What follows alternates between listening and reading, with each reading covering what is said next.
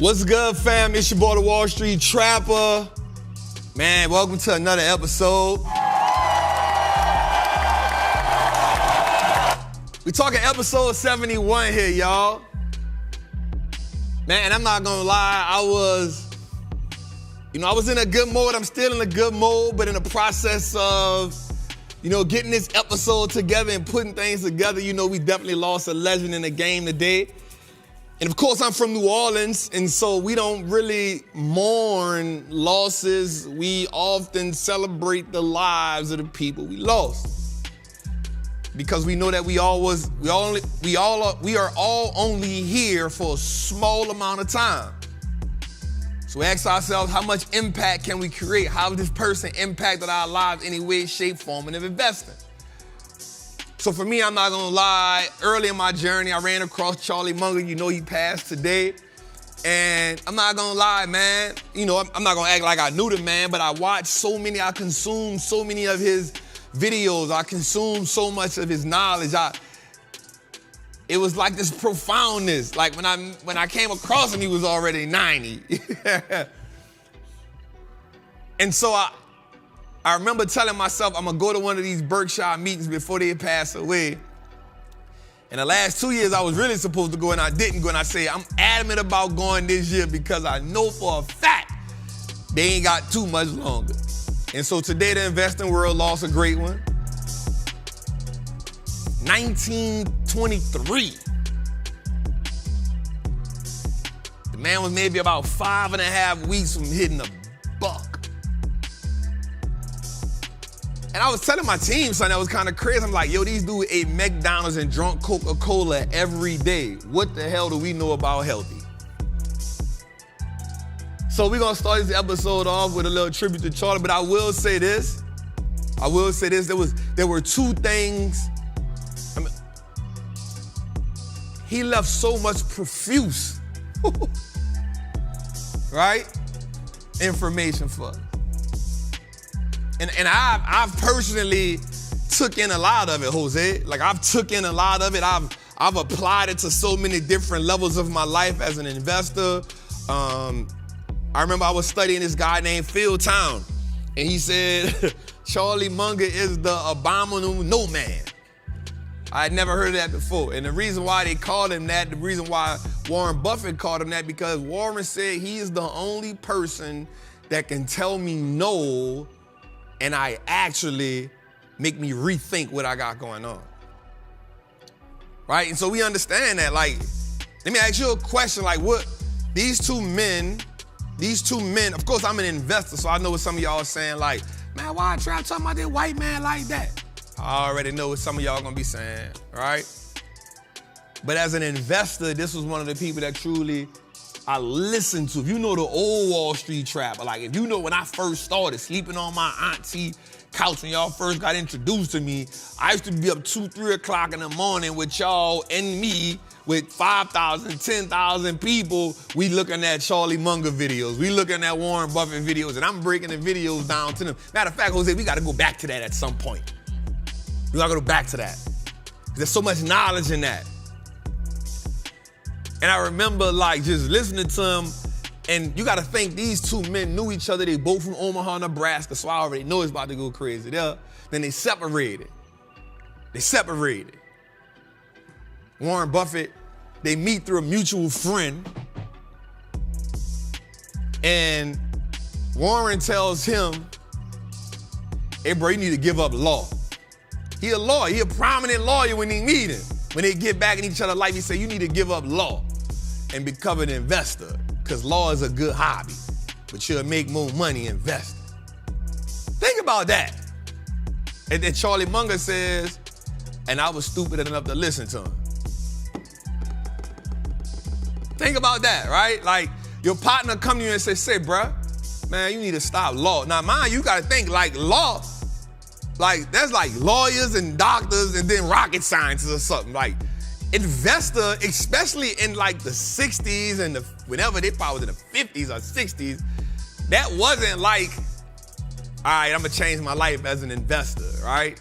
And you gotta remember, they doing investing the hard way. They getting the newspaper and ain't no Wikipedia, ain't no internet. It's reading. And so they change. Think about that. Like, think about this man died worth $2.3 billion. And the crazy part was, watch this, bruh. He helped his partner become one of the richest men in the world. No ego involved. Think about that. Like, how many people will be like, bro, you owe me. Bro, I got 2.3 billion, bro. You worth 114 billion. Bro, like, what mine that? Real talk. Real talk. How many conversations I'm even gonna, just in regular, I'm even gonna say in our community, just would have been on some, bruh, you owe me. I'm responsible for you being worth 100 and something billion. I'm responsible for that. Because before me, bro, you was listening to Benjamin Graham and you was trying to get the last couple gains out of trash companies during the Great Depression. I'm the one came to you and was like, say, bruh, you gotta change that. That philosophy don't work no more. It's better for you to pay it's better for you to buy a great company at a decent price than to buy a decent company at a great price. Let's change that philosophy. And Warren Buffett said, I was stupid enough to believe it. So just think about that, right? Two men, right, who put their egos to the side, and it's knowing your homie, like it's knowing your partner. Like, I know my partner gonna say some off the wall. And a lot of times I felt like Warren was like the buffer between the two. Like, I remember one time he was like, in life, you gotta lower your standards sometimes. That's how I got married. So everybody like, what? He was like, oh yeah, my wife lowered her standards for me. You feel me? Like, he calling people, he talk cash money, talk about Elon Musk. He talked cash, he said people that invest in crypto is idiots. Right? Like, he like, it's one person selling dog doodle to another person at a higher price. Right? And like, Warren gotta sit there and be like, damn, but that's your homie. And you ride with him. You thug it out with him. And the problem, I think, with a lot of us is we don't accept people for who they are. We try to change them instead of saying, bro, you good at what you are. Bet I'm gonna rock with you. You my dog. Cause you know why? Cause I ain't always right. And I think for me, on the outside looking in, I always looked at that like, yo, that's a dope relationship. Now think about this. We think about Warren Buffett, one of the greatest investors of all time. He got that title, right? We can't take that away from him. But his greatest investments came because of this man. And he said, like, yo, there were situations when we bought See's candy where Charlie was like, nope, we're not paying $1 more than this for it. Became one of his greatest investments of all time. Charlie said, we not paying $1 more for it. And at that time, it was $25 million. It became a 400 something million dollar, right? In hindsight, you like, bro, I would have paid $100 million for it if I knew I was gonna get. And that's the thing about investing. You don't really know what it's going. And so I remember one of the things, two of the quotes that I really loved that he said was, the best thing a human being can do for another human being is teach them more. The best thing a human being can do for another human being is help them know more. That's exactly what he said. That's dope, bro. That don't got nothing to do with investing. We talking about just human principle right here. Right? The one thing you can do for another human being is simply help them know more. He ain't say make them more money. He ain't say give them a better quality of life. He ain't say teach them how to, he said just help them know more. But the thing is, a lot of us have areas that we are good at in life. We got areas that we good at in life, and instead of us being instead of us being helpful, we judgmental. Prime example, I'm on a live the other day with a financial advisor. Guess what he tell me? Cause see, in my industry, this is what we do. Bro, what that mean? Every situation ain't the same, right? And helping another person know more instead of judging that person for not knowing what you know. How dope would that be? I always try to lead education with empathy and humility. You know why? Because I know the hours I put in. So I always tell people, bro, there's no stupid question you can ask me about investing. There's no stupid question you can ask me about life. If I got the answer, I'm gonna tell you, but I'm the first person to tell you, bro, I don't even know. That ain't even my ministry right there, fam. That ain't my ministry. I don't know. And the second thing he said that was cool to me was, I'm saying he said it to me like he told it to me. Ain't that cold-blooded? I ain't cap. I don't know him, bro. But one of the second things through the many things I ever heard him say was, I always laugh at people who talk about they want to learn how to invest as if this is a class you can take and learn in a few weeks. I laugh because it takes a lifetime to be a great investor. That's what I love. I love that. And the reason why I love that is because I'm gonna be real, Jose, from 2014 to 2023, that's what? 9 years, right? So I'm 9 years in on just pure dedication.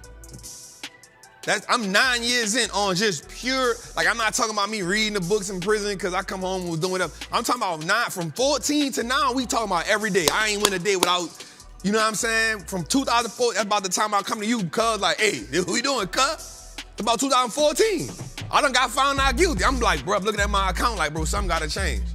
So from 2014 to now, I've been all in and I'm still learning stuff every day. So it kind of baffles me when people think they can get it overnight, or when somebody says something crazy like, I could buy that any price as long as I buy it for the long term. I'm like, well,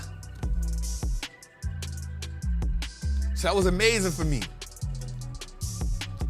And so I'm not gonna lie, I listen to these old white men, bro, and here's why. Because one, I ain't never seen too many people that look like me that played the game. So I had to go off what I said.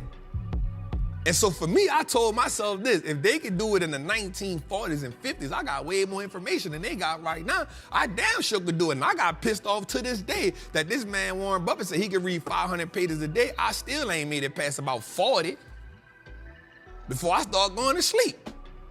And I'm trying to figure out, this man eat McDonald's and drink Coca-Cola all day. How the hell he ain't going to sleep? Charlie Munger did an interview 2 weeks ago, bro. At 99 years old, bro. I'm listening to the conversation. I'm like, bruh, he's fully alert. He navigating the conversation at 99. I'm like, damn. But I don't want to get too much into that, man. I want to show y'all something right quick, man. So Dave, let's just give a tribute to Charlie right quick, man. Charlie? Yeah, I think you would understand any presentation using the word EBITDA. If every time you saw that word, you just substituted the phrase bullshit earnings. I knew he'd do it sooner or later, folks. If I had to bet the next 30 years on the fortunes of my family that would be dependent upon the income from a given group of businesses, I would rather pick 3 businesses from those we own than own a diversified group of 50. Charlie? Yeah, what he's saying is that much of what is taught in modern corporate finance courses is twaddle.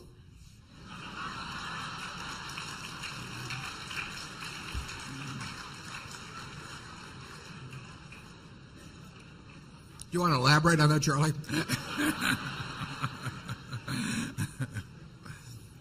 You cannot believe this stuff. I mean, it's modern portfolio theory, and there is no value added.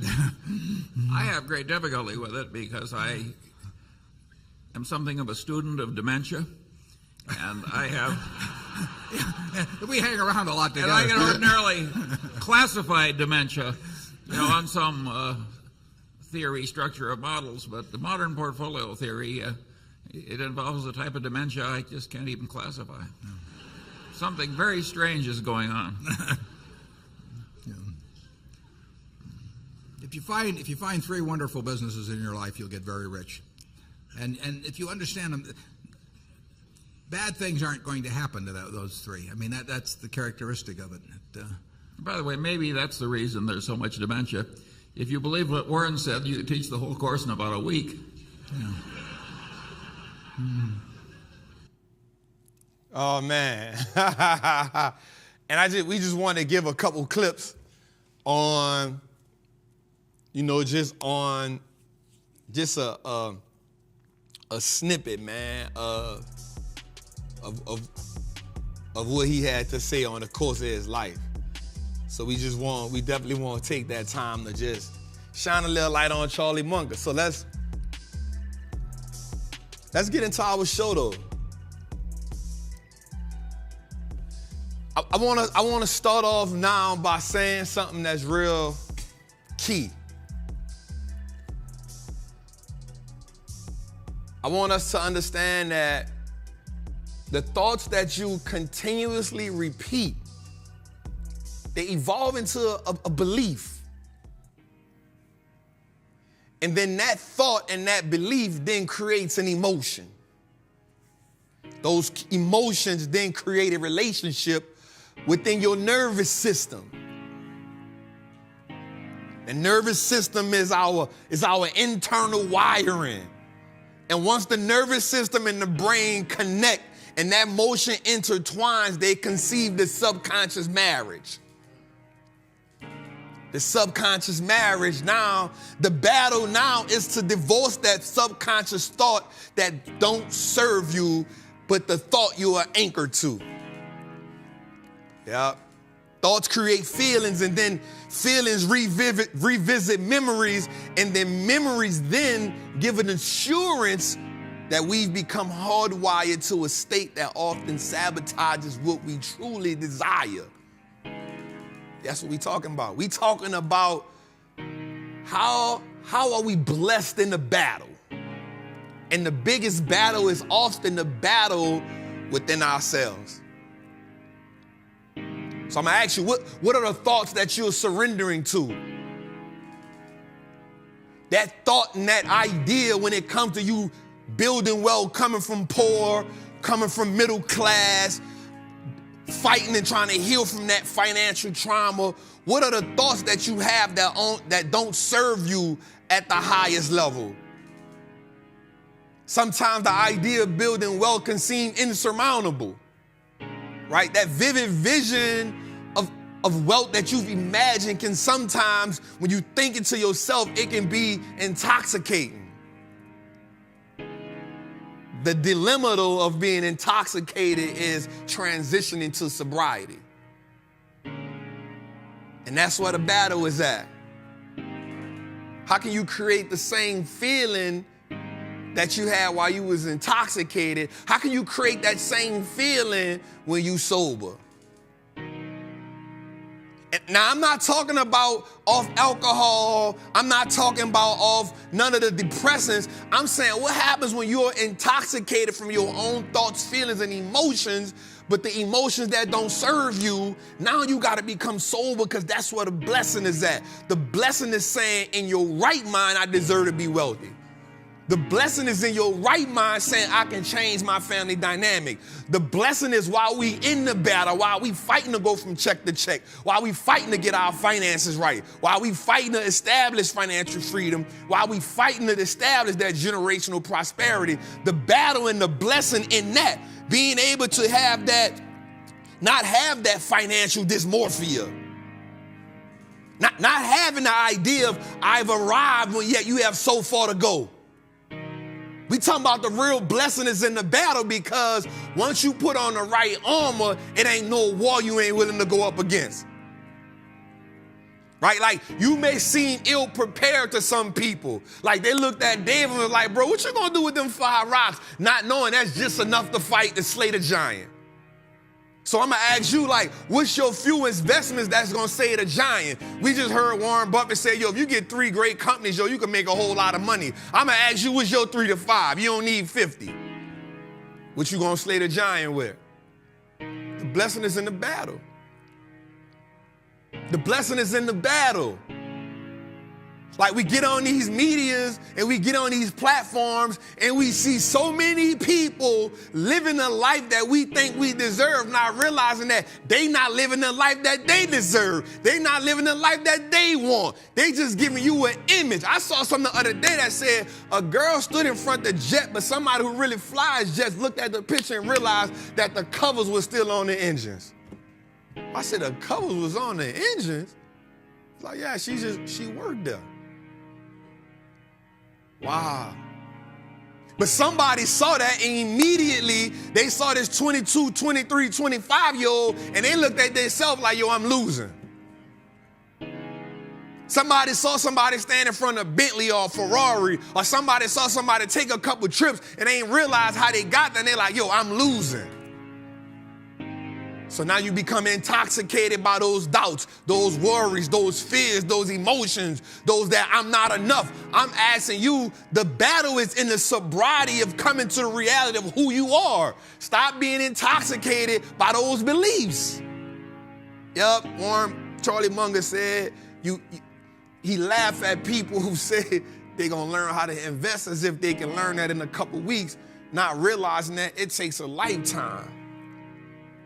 And oftentimes we rush the process because we are in a rush to show people that we've arrived. But what destination are you fighting for? What is the end result that you really want? What is the life that you really think you deserve? Matter of fact, what is the life that you know you deserve? We're talking about being hardwired. Now, the thing about being hardwired is once those nervous systems connect and they marry and they conceive to that emotion, the thing about that is those feelings help you revisit a place.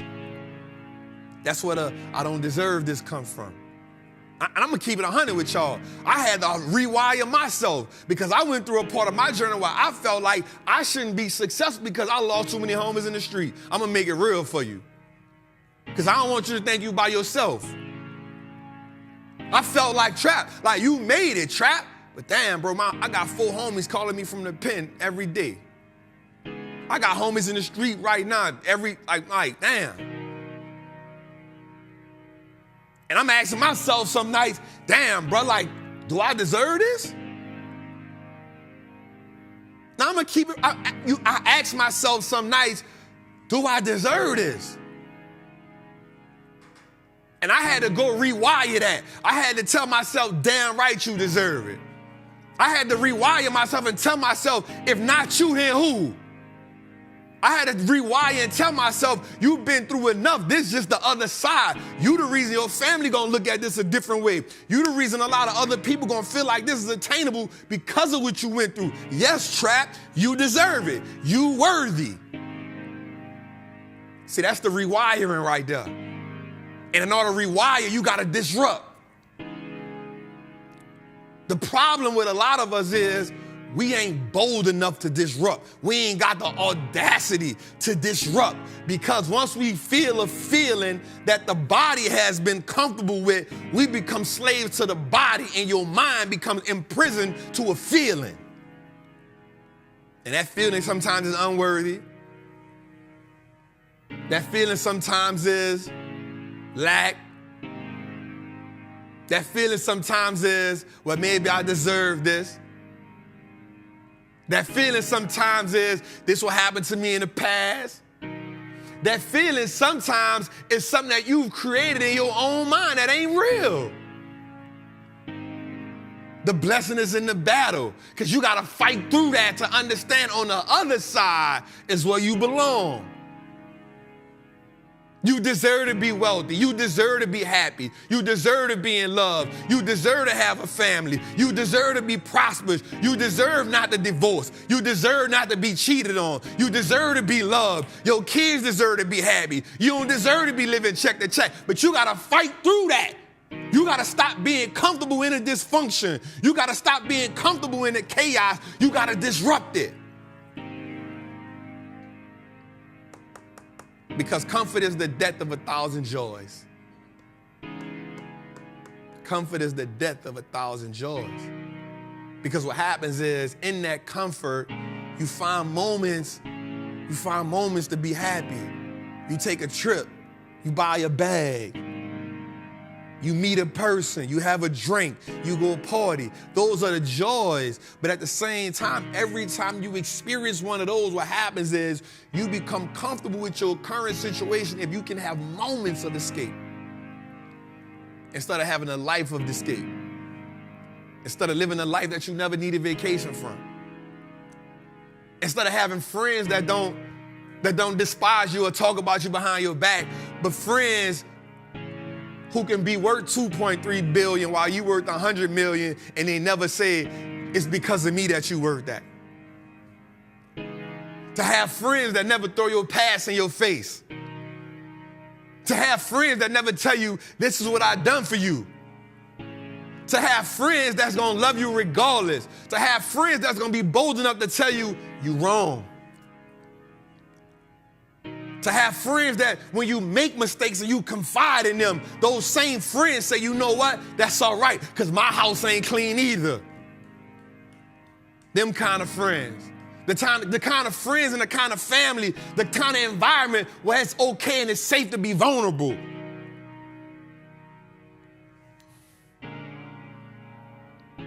You deserve that. The blessing is in the battle. But the problem is we not willing to go to war. Because of comfort. The revolution is simply saying, I'm willing to go against the system that does not serve me best. And while we talk about the government, while we talk about the school system, what system within doesn't serve you?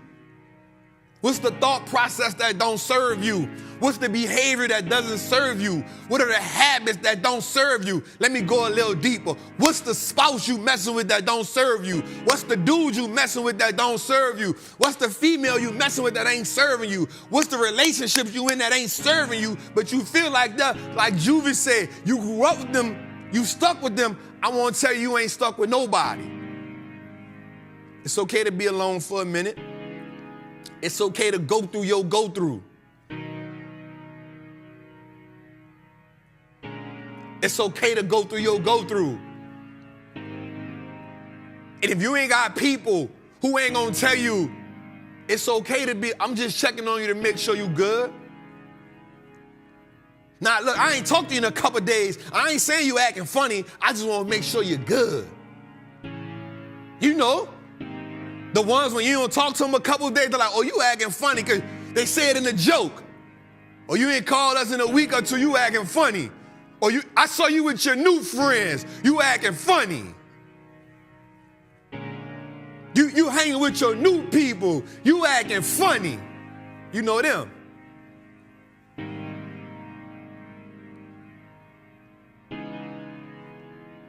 I want you to understand that you deserve it.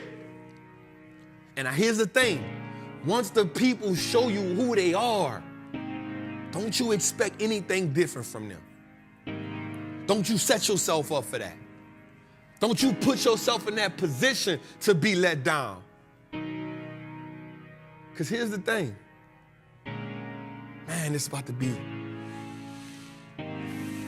expectations.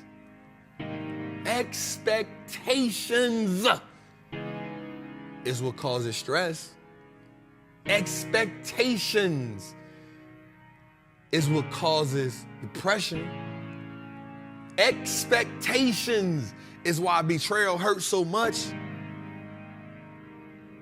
I'm going to tell you, you expecting too much but that from everybody but yourself. You expecting too much from your mama. You expecting too much from your sister. You expecting too much from your brother. You expecting too much from your friends. You expecting too much because I would have did this. The problem is you expecting too much from everybody but yourself when them people already showed you who and what they are. They've already showed you their genetic makeup. They've already showed you their DNA. Why are you expecting so much?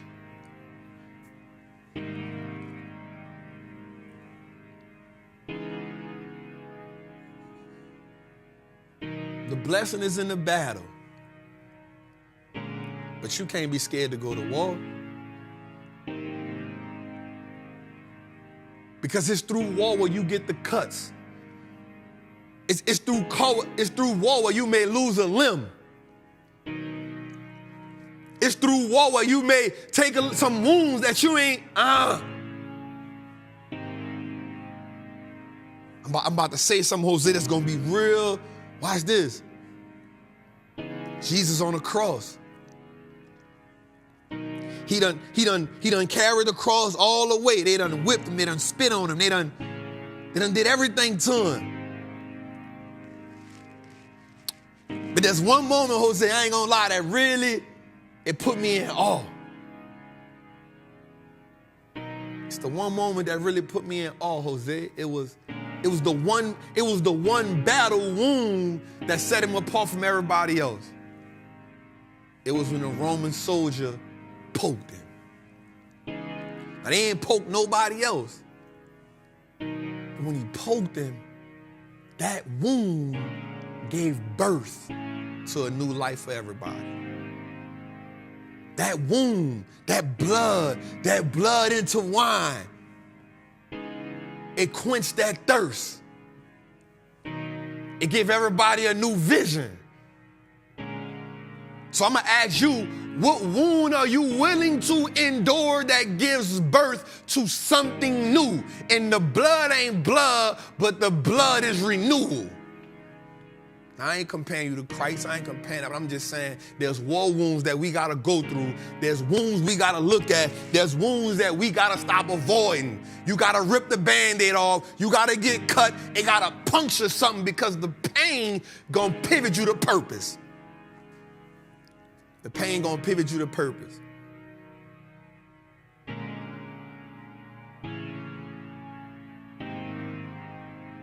The pain going to pivot you to purpose.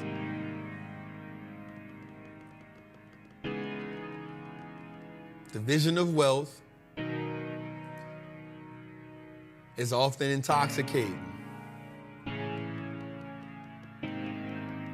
vision of wealth is why we smiling at night and we see ourselves living a certain way. We see ourselves on a cruise. We see ourselves debt-free. We see ourselves all our bills on automatic. Believe it or not, that's a goal for some people. Just having all the bills on automatic pay and not having an overdraft. That's a goal. We acting like that's normal. But some people, they ain't never been able to say all my bills on overdraft. I mean, all my bills on auto pay without overdrafting.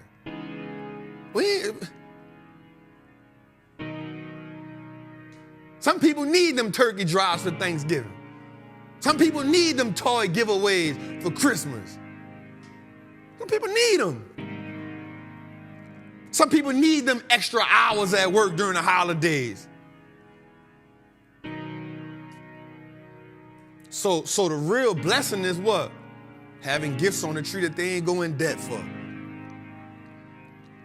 No matter if you celebrate Christ, no matter what your belief, what that is, you like, yo, I just want to see my kids happy without me going in debt for it. Like for this month alone, I won't have more money than month. Just this month. For some people, for some people, that's happiness. That's liberation.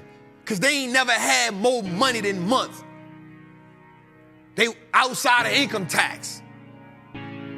So the blessing is in the battle. But you can't be scared to go to war. And we just talking disruption. We just talking disrupting the things we talking about unanchoring you from the things that held you back. We talking about you no longer being a slave to the body. We talking about the mind having real control and free range. And let me just put y'all on something, Jose. I know I'm going into overtime right quick, but I'm gonna just put y'all on something. Even when you get to a certain level of success, you still gonna have negative thoughts. I'm in the gym today, I'm hitting the punching bag. I'm having negative thoughts. So you know what I do? I start hitting the punching bag harder, and I'm telling the punching bag, you got me effed up. I'm built for this. I'm hitting the iron. I hit a little hard. I say, I'm built for this. You always gonna have to disrupt them thoughts. They ain't gonna never stop coming. You ain't gonna have 10,000, 30,000 thoughts a day, and some of them ain't gonna be negative. And the crazy part is the negative ones be loud. They be screaming. You can say, I'm positive all day, and the one negative thought they say, you ain't shit, be loud as I don't know what. You like, where that come from? I'm chilling. You don't deserve this. What you talking? I'm trying to get my life together.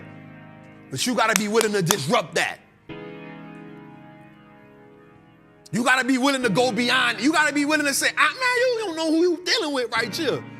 I done overcame this. I done overcame that. I done persevered this. I done did that. When everything my back was against the wall, I got up out of that. I'm worthy of this. Get up out of here. Let me hit this iron a little more.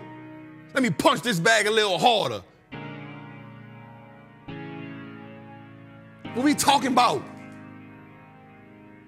You gonna make excuses or you gonna make progress? You gonna have crutches or you gonna have free range? But the choice is yours. And I'm gonna keep it 100. The bank in your investment account can't deposit none of them. Can't deposit none of them.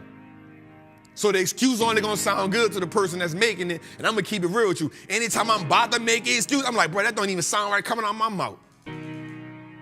Anytime my thought try to think, man, that ain't even much of me. That ain't even my genetic DNA. We get it done. We persevere. We overcome. That's what we do.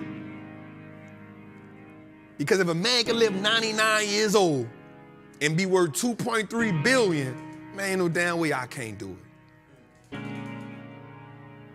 He had 2 feet like me. He had 2 arms. He breathed the same air. He had the same information. He ate food. He pulled his pants down to take a poop. What's different? Yeah, he was different skin colors, but guess what? The information don't care. Guess what? The market ain't never asked me if I was black or white to put money in it. The market said, is it green? Deposit clear. Wire sent.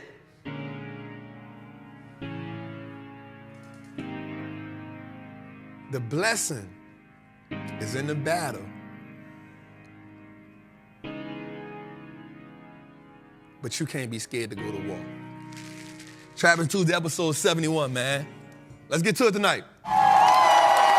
Let's get to it tonight. Jose, how you feel, dog? Yeah, I mean, you know. It happens sometime. It happens sometime, Jose. Where my pen at, dog? All right, here we go. Listen, if you, let's get the likes up, y'all. I know we worthy of a like. We got 2,000 people in the chat. Let's get the likes up right quick. Do me a favor and get the likes up. I'm about to say something as soon as I get off this live. Hey, if you here, do me a favor. Come to the YouTube, the Wallstreet Look Like Us on our network right now.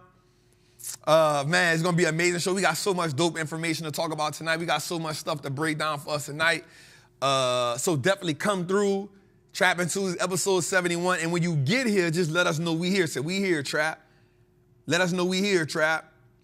You know what I'm saying? So let's go. I want to see y'all in that, man. Remember, Trappin' Tuesdays, the Wallstreet Look Like Us Now Network, episode 70. God damn, Jose, we 71 in, man.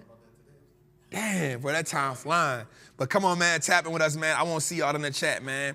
Trappin' Tuesdays. Just go look up Trappin' Tuesdays on YouTube, and you're going to see us live. Let's go. All right, y'all, I want to say something to y'all right quick. If you in the chat, I want to say something to you.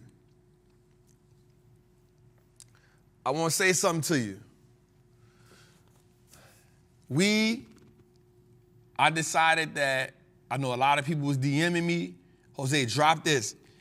After this show, if you don't get this Black Friday sale after this show, people like, Trap, could you hold it till Tuesday? All right. Oh, okay, I see you. They say we here, Trap. Okay, I see y'all. Amber, I see you. Clark Boxing, I see you. Greg Kelly, I see you.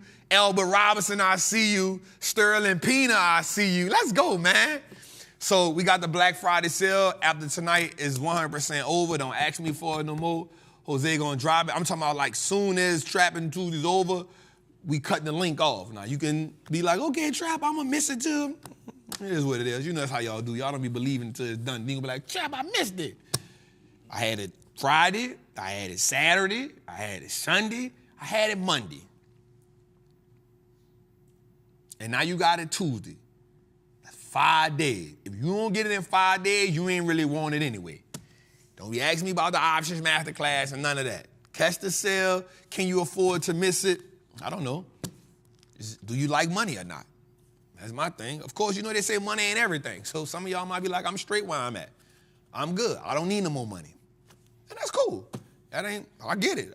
I've never been like that a day in my life, but maybe some people are. All right, let's start off. Y'all know what we're doing. Start off with our Trappin' mantra.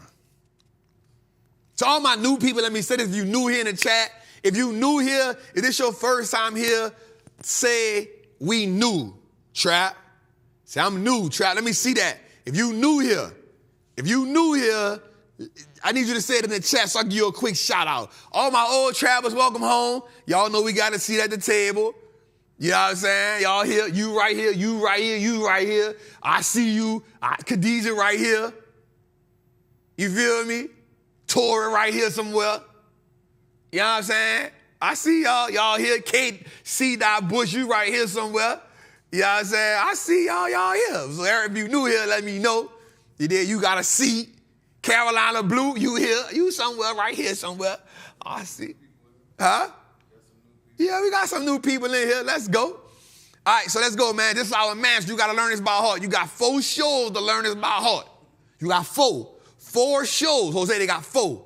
4 for 4. 4 shows to learn this by heart.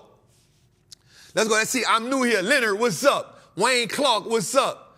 It's going fast. I can't see. AJ Johnson say I'm old. Trap, how old? Welcome home. Everybody tell my new people welcome home. If you've been trapping for a while, tell the new people. I know you're like, damn, Trap, when you gonna start talking about stocks? I don't know. This is what we do. We at the barbecue. What you talking about? Y'all know the food in there getting cooked. We can't go to the stove yet. I went and looked. She told me get your hand on my goddamn pot. I had to put the thing down, but it smelled good. It smelled good up in here. Jose, it smelled good. We just can't eat yet. It smelled good. So let's talk. We ain't seen each other in a while. We ain't seen each other in a week. Let's talk. What's popping? You feel me? What's that? You feel me? 4 for 4. Let's go. Tell my people welcome home. If you've been here, tell them welcome home. Let them have a seat at the table. Let them cheat up your paper. We don't serve no pork and we don't serve no swine. Same thing. Ain't no pig feet and pig tips up in here. No chitlins up in here. We don't got no bacon in the barbecue beans over here. We got turkey in the string beans, not pork. Let's go. Tell them welcome home. Let's go, y'all. I am a certified Wall Street trapper. I'm confident in my ability to make great investments. The stock market is a machine that prints money, and I am more than capable of operating this machine. Not only will I free myself, but my family will eat for a lifetime based on the information I apply today. I'm a money maker and a wealth builder. Today, I break the chains, all the chains that anchor me to that poverty mindset.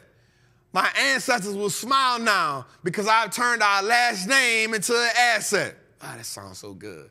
My family's purchasing power will increase indefinitely. Today, I make the declaration that no longer will I be a slave to money. No longer will the generations behind me inherit lack. No longer will I submit to selling my time for money. I am a first-generation millionaire. I am the architect of my family's legacy. I am a certified Wall Street trapper, and Wall Street looks like us now. Let's go, today.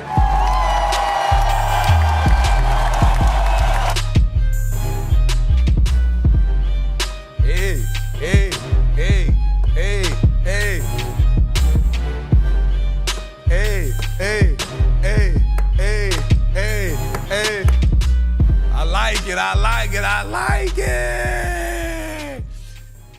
Shout out to the Queen Natalie Nicole. We appreciate you, my love, for the super chat. We appreciate all the super chats each and every week. Thank y'all for y'all consistent support, the likes, the shares. Do me a favor, like and share. We got a lot of stuff to talk about today. The super chats definitely help us build and grow. We just come for 2-3 hours to just give y'all a game. We started at 7:30, and my 7 o'clock is 7:45, and I ain't talked about not one stock yet. Damn. Let me see something. I don't even know how to do it. I know it's in here somewhere. Hold on, why are my buttons down? I need my buttons up. Let's see. Okay, there we go. All right, y'all. So, man, let's get into it, man. So, the market actually had an interesting rally today. Toward the end of the day, the market actually went up today. That was really good. And I definitely want to talk to you about a couple things today, man. That's going to be real dope. Do us a favor right quick, man. Share this out to somebody. Send a link to the group chat. Tell them tap in if they really want to learn. We want to be your go-to. We want to be your home away from home when it comes to learning how to invest. Listen, we already understand that they don't talk our language on the TV, right? So our goal is to listen to Trappin too, that we try to, put our flavor on it. You know what I'm saying? Like, ain't no raisins in a potato salad. Ain't no raisins in a potato salad over here. You feel me? Ain't no raisins in a potato salad. That's on Jose's side of the family. You feel me? We straight, look. Somebody say thank you for the sale, Onk. God damn, I'm an Onk, bro? Bro, don't call me that. I'm going to kick you out this live, dog. Bro, don't call me no Onk, bro. I'm going to kick you out this show. You don't become an Onk till you 50, dog. Nah, Paw is like 60. Yeah, Onk ain't, you still cuz. Who? Yeah, Onk ain't to 50. You OG, say OG. You can be an OG at any age, because OG is about respect. A little bit of age. Not even age, but experience. That's it. It's about experience and respect. Onk is like 50, dog. I ain't Onk yet, dog. Grandpa is 60, my dog. Bro, don't call me Onk, bro. I ain't no Onk. Nah, Liv may call me Uncle Zaddy.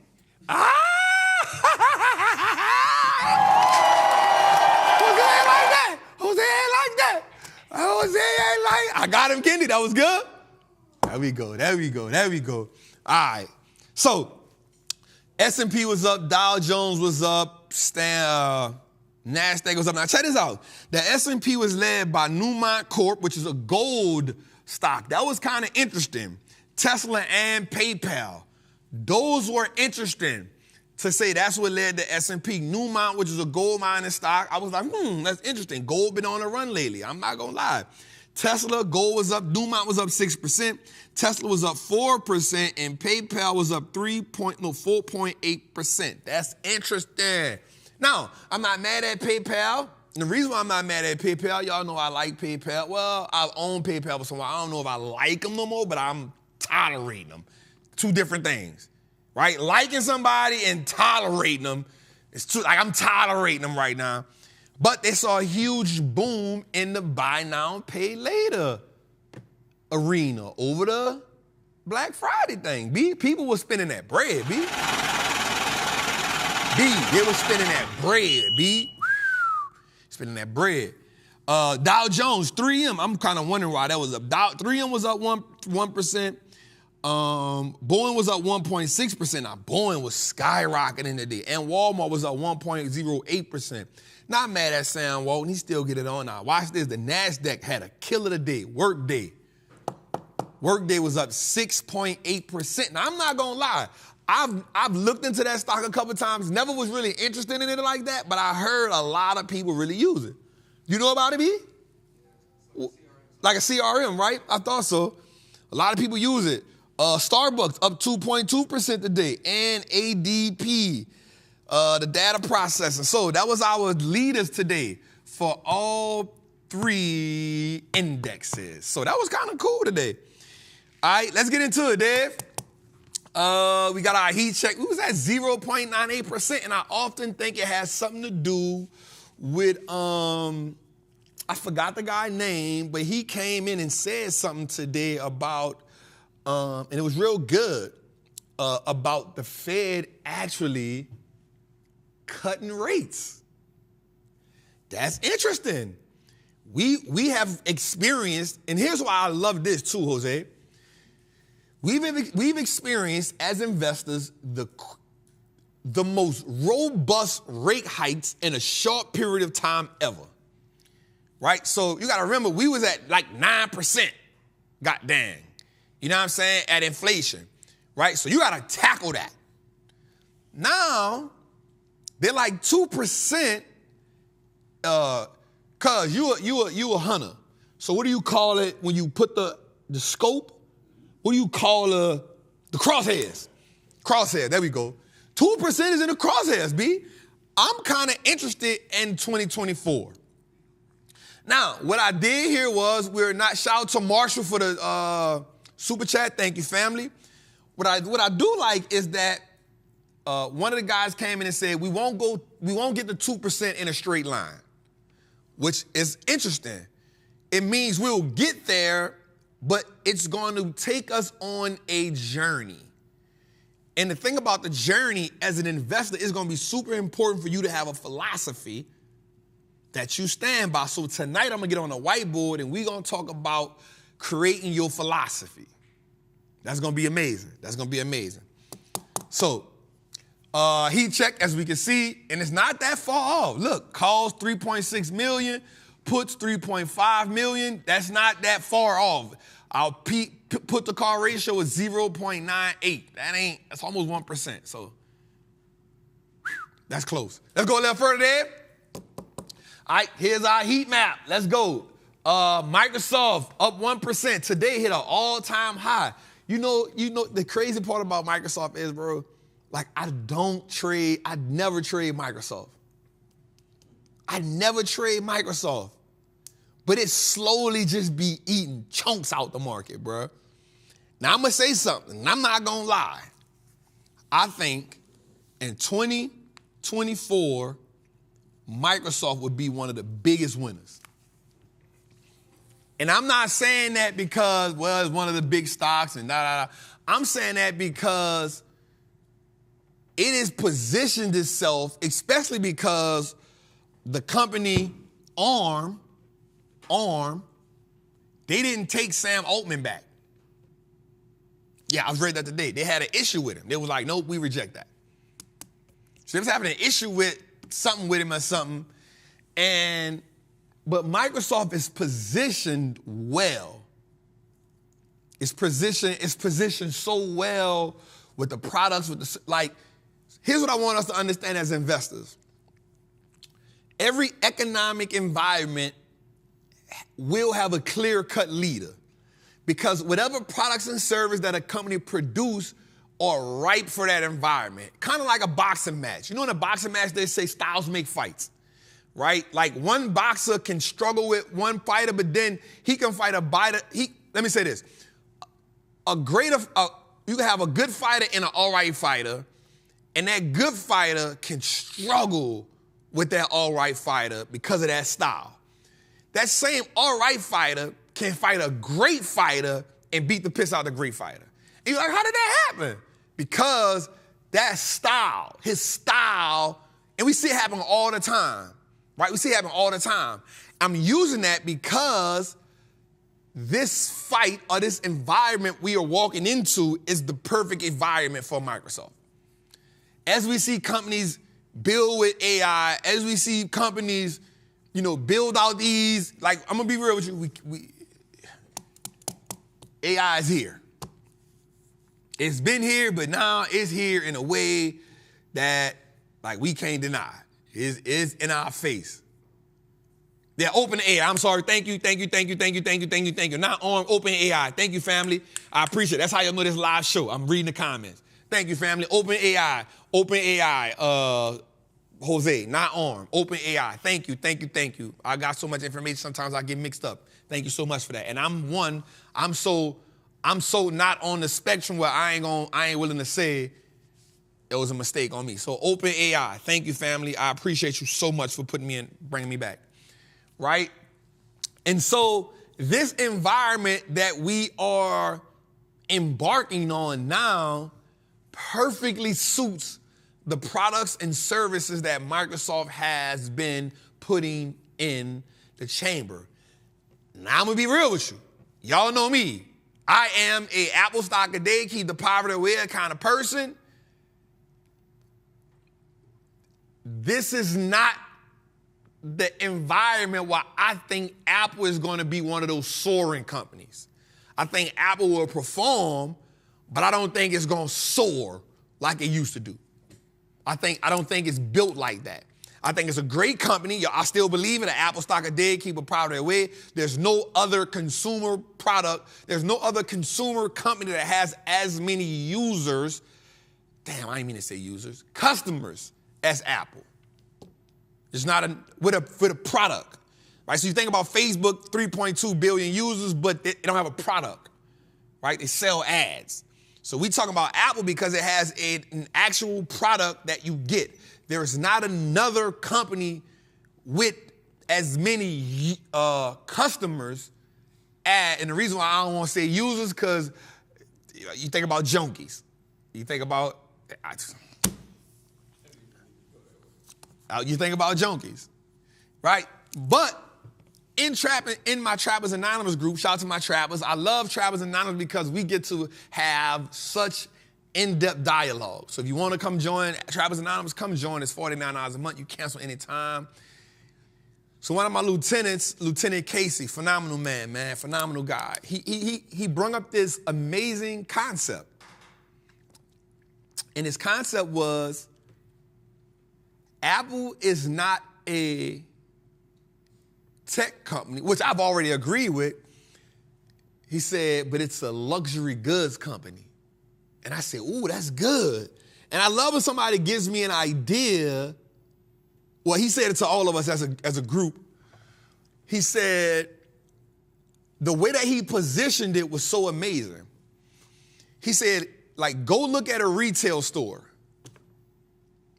And when you go look at a retail store and go look at your typical electronics store, right? I'm not gonna lie. I love when people learn. Like, I love when people learn from under me, but then develop their own concepts and ideas. Because that's how knowledge is supposed to be. You're supposed to learn, and then you're supposed to develop your own concepts and ideas. That's what makes you amazing at this game. Don't just be trapped because you have so many other ideas, philosophies that will evolve outside of me. And so he came up with this concept that was so amazing. And he said, if you go into a luxury store, go look at it. And immediately I'm like, all right, I went to Louis Vuitton, I went to Dior, and these jewelry stores, they clean. It's not too much, but they cater to you. How can I help you? What's the problem? And they gotta unlock to get you what you want. Right? It's never just take the box and go about your business. You gotta unlock what you want, or they gotta go to the back to, you know what I'm saying? And you feel me? And so he put this concept together. I was like, damn, this is really good. And he was like, so go to the Apple store. And he just put up a thing of it. And I was like, yo, that's dope. He was like, it's not too much, and it's just Apple products, because he was like, if you go to a designer store, they get to set the tone. There's no percentage taken off. It's direct to consumer, brand loyalists. Because like, when you go to the Apple store, the immediate you walk in is, hey, how can I help you? They send somebody to you. I was like, that's good. And then you don't see nothing against Androids. You don't see Androids. You don't see this. You see Apple. You don't see radios, and you see Apple products. That's all you see. I was like, yo, this is good. And he was like, it's clean, it's crispy, it's precise. And then he even, This man compared it to Coco Chanel. I said, okay, I see you. Throw a loop in there. And he thought about it, and it was such an amazing ideology that he put together. His thesis was so amazing because even I never thought about it. And then he took it to the next level. Now, this one I knew. He said, when people buy designer or luxury goods, it immediately thinks the person who bought it, what do you think? Just subconsciously. You got money, or what else? You're a little better than somebody. Not like you talk down on them, but it makes you think of yourself at a different level. It's the Starbucks cup versus the regular, you feel me? Like, man, right? So you don't think you better than nobody, but immediately when you buy it, you think like, that's why they give you these, if you go buy, they give you these big old bags. I tell you, I don't want that big ass bag. Why do I gotta have this big ass bag? Get this big bag. I'm walking in the mall with a big yellow bag. Get this bag out of here. You feel me? So, but it gives you that allurement of prestige is the word I want to use. Right? If you go to an Apple store, even the bag that they give your products in is not a regular bag. That bag has like a wax coat on it. Am I lying? As a wax, it's not a regular string. Right? Like, and even this. That's real talk. Watch this. Watch this. Even your Apple bag ain't never broke on you. Think about it. Your Apple bag that you buy, it ain't never tore. So he said, bruh, even when you buy the Apple, he said, even the Apple people think of themselves in a different way. And I'll be the first to say this, even though Androids do some dope stuff, like my Steve, he'd be like, bruh, get an Android. I'm like, bro, I wouldn't dare. It's against my religion to get one. You feel me? But the way he was like, bruh, it can do this, it can do this. He's like, Apple can't do this. He's like, I'm struggling trying to take this and this. And I'm like, I don't care. I'll get you an iPhone, dog. I don't care what you're talking about. Copy and paste the link to me then. This is what it is. But even the idea of, you feel me? And now that they about to transition to green bubbles, but that was another thing we was like, bro, who got the green bubble in the text? You feel me? So the way they positioned themselves, and I was like, yo, that was a good analogy that he used. So anyway, I forgot where the hell I was at. I went on. That was a story time of trap right there, God damn it. All right, let's go a little further, man. I still ain't talked about shit yet. Fuck. God damn. All right, so today, November 28th, we actually tilted to the greed section. The greed section. That's a dangerous place for us to be in. But I wonder what changed the sentiment, though. I wonder what changed the sentiment. Maybe because the fact we've been on 5 weeks in a row, 4 weeks straight, we had a couple of down days, but maybe that's, I don't know. Interesting. Let's go a little further, Dave. Before we go that day, let's straight go to the recession portfolio. Definitely got to share all that because I'm 1 hour in. I'm running behind on time. Damn. I need the damn button back, Jose. Damn. Let's go recession portfolio, man, right quick. As we can see, 23% we up year to date. Now, y'all, we got 5 weeks left. I said that we would end, I'm saying 2,600. Didn't I say 2,600, Jose? 4,600. I said 4,600, right? Or did I say under? I think I said 4,600.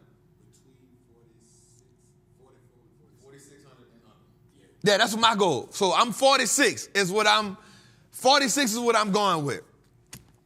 So we up 23%. Today the market is up 18%. So I'm about 5% above the market. That ain't bad. I like that. I like it. Let's go a little further there. Let's look at our positions. Not that one, Dave. Yep. So ATKR, CELH, Costco, another Charlie Munger position. Did you know that Charlie Munger bought Costco in 1998 and didn't get rid of it till 2020?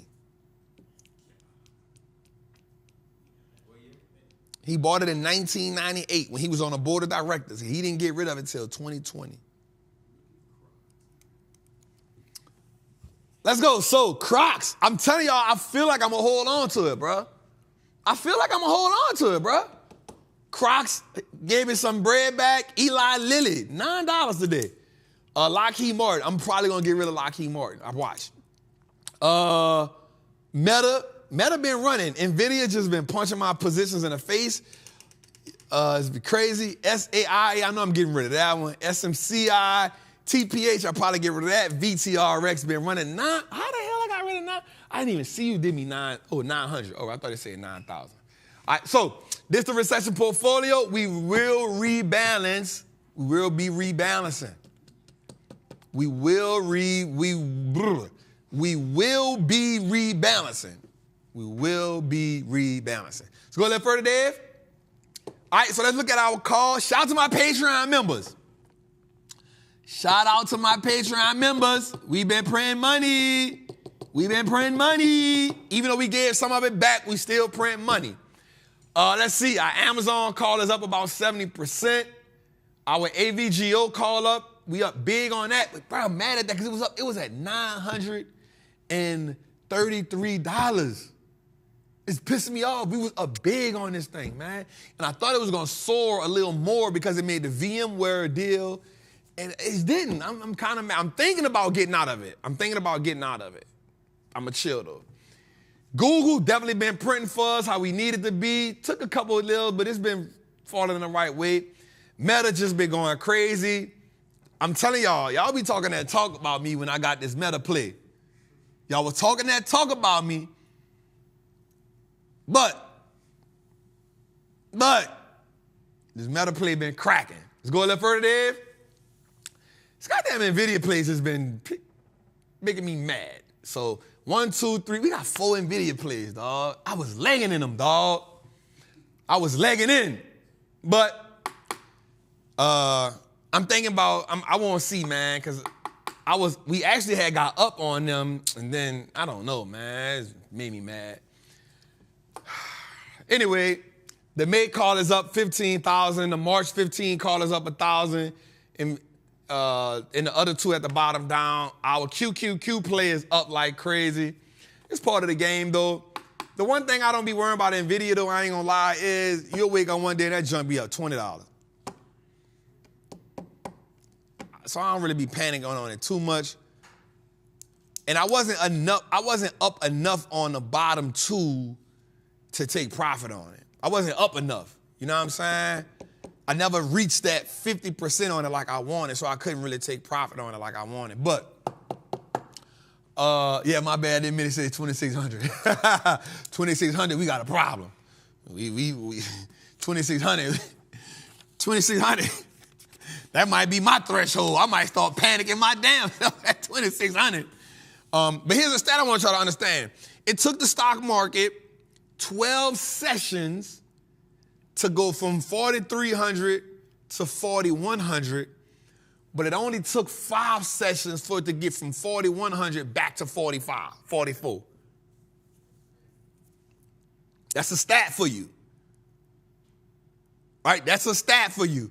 It took the market 12 sessions to go from 43 to 41. It took 5 to go from 41 to 44. That's why I'm forever a bull. I'm forever a bull because, remember, the market goes up 76% of the time. Why would I want to be on the other side of that? Right? Why would I want to be on the other side of that? And here's the thing, where most people often lose this idea of trying to guess the market. And I think truly the ultimate goal for you should be to always be in the market. Always be in it. Now, I don't want to use the word luck. I just want to say in position. I think it is truly important for you to be in position at all times. And the reason why that's important because if you out of position, you miss the money.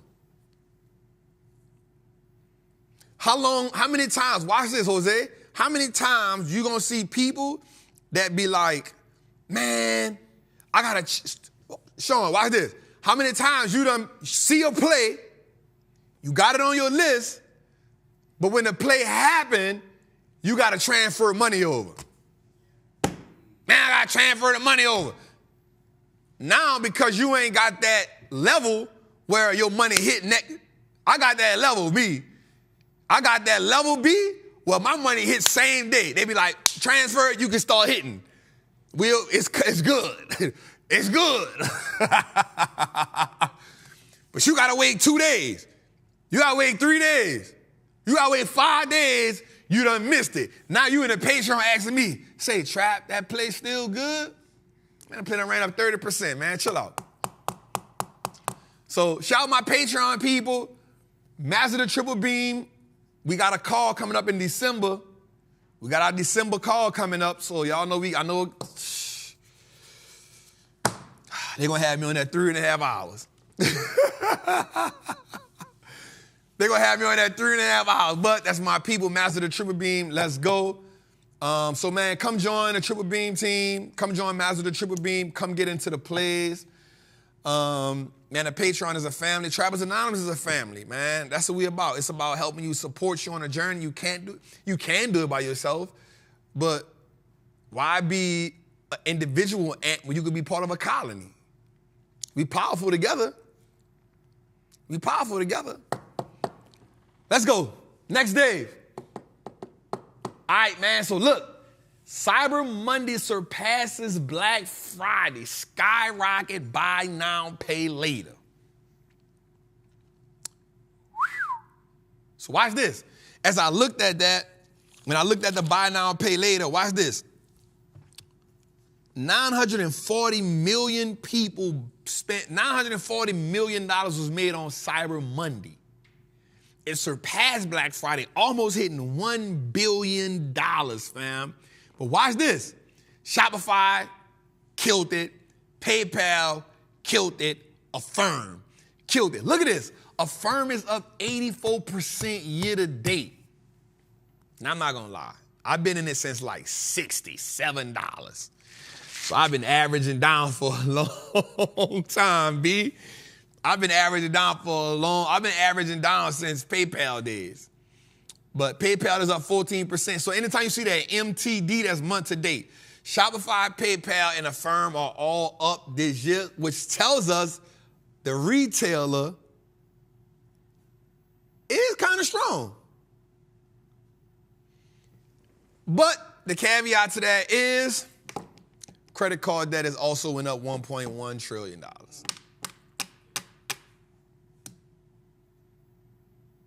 So anytime you see MTD, that means month to date. Month to date. Well, the first of the month to whatever date this is. Month to date. From the month, so that means this month, November, these companies are up. Shopify up, think about this, bro. Shopify up 55% just in a month of, that's a crazy options call.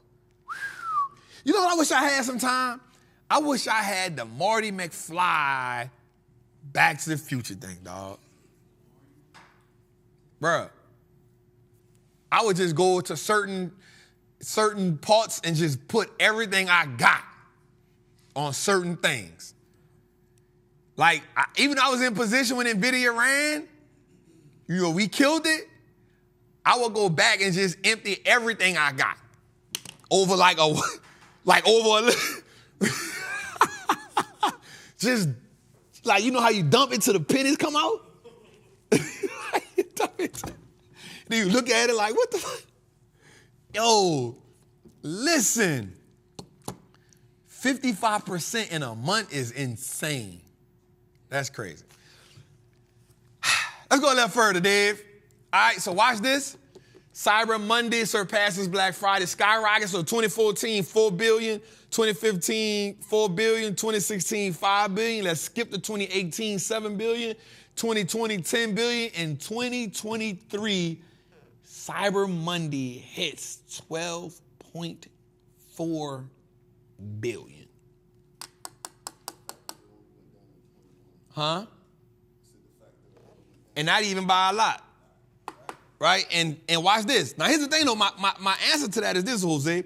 940 million of that was spent with buy now, pay later. Here's my question, Jose. Here's my question to the chat. Is the buy now, pay later a cheat code?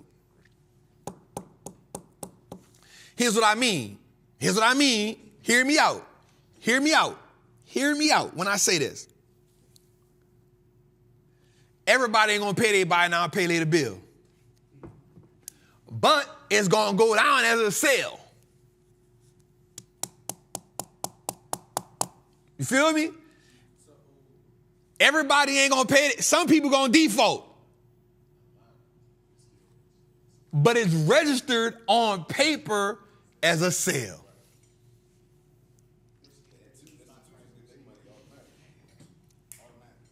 But is it a real sale? It's like the fiend, it's like the junkie giving me the $20 bill, but it's really a $5, but he got two 20s on the end. That went over his head just now. See, that was the white side of him. That was the white side of him. That was the white side of him, B. That boy is good. Mm-hmm. That was the white side of Jose. Because the Spanish side of you would have understood that. The Spanish side of you would have been like, yup. Well, you would have said something like, I don't know, como esta? I don't know, shit. I don't. Hey, what he would have said in that moment if you would agree? You feel me? But the white side, he was like, potatoes? The white side, he was like, carrot souffle.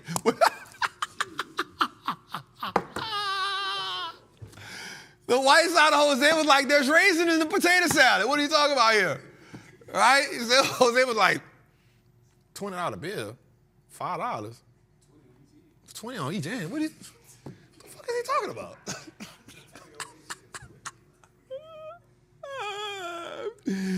My dog was like, nope, ain't registering right here, bro.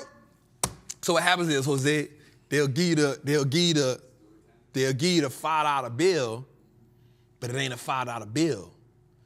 They done cut the ends off the 20 and put the $5 on it.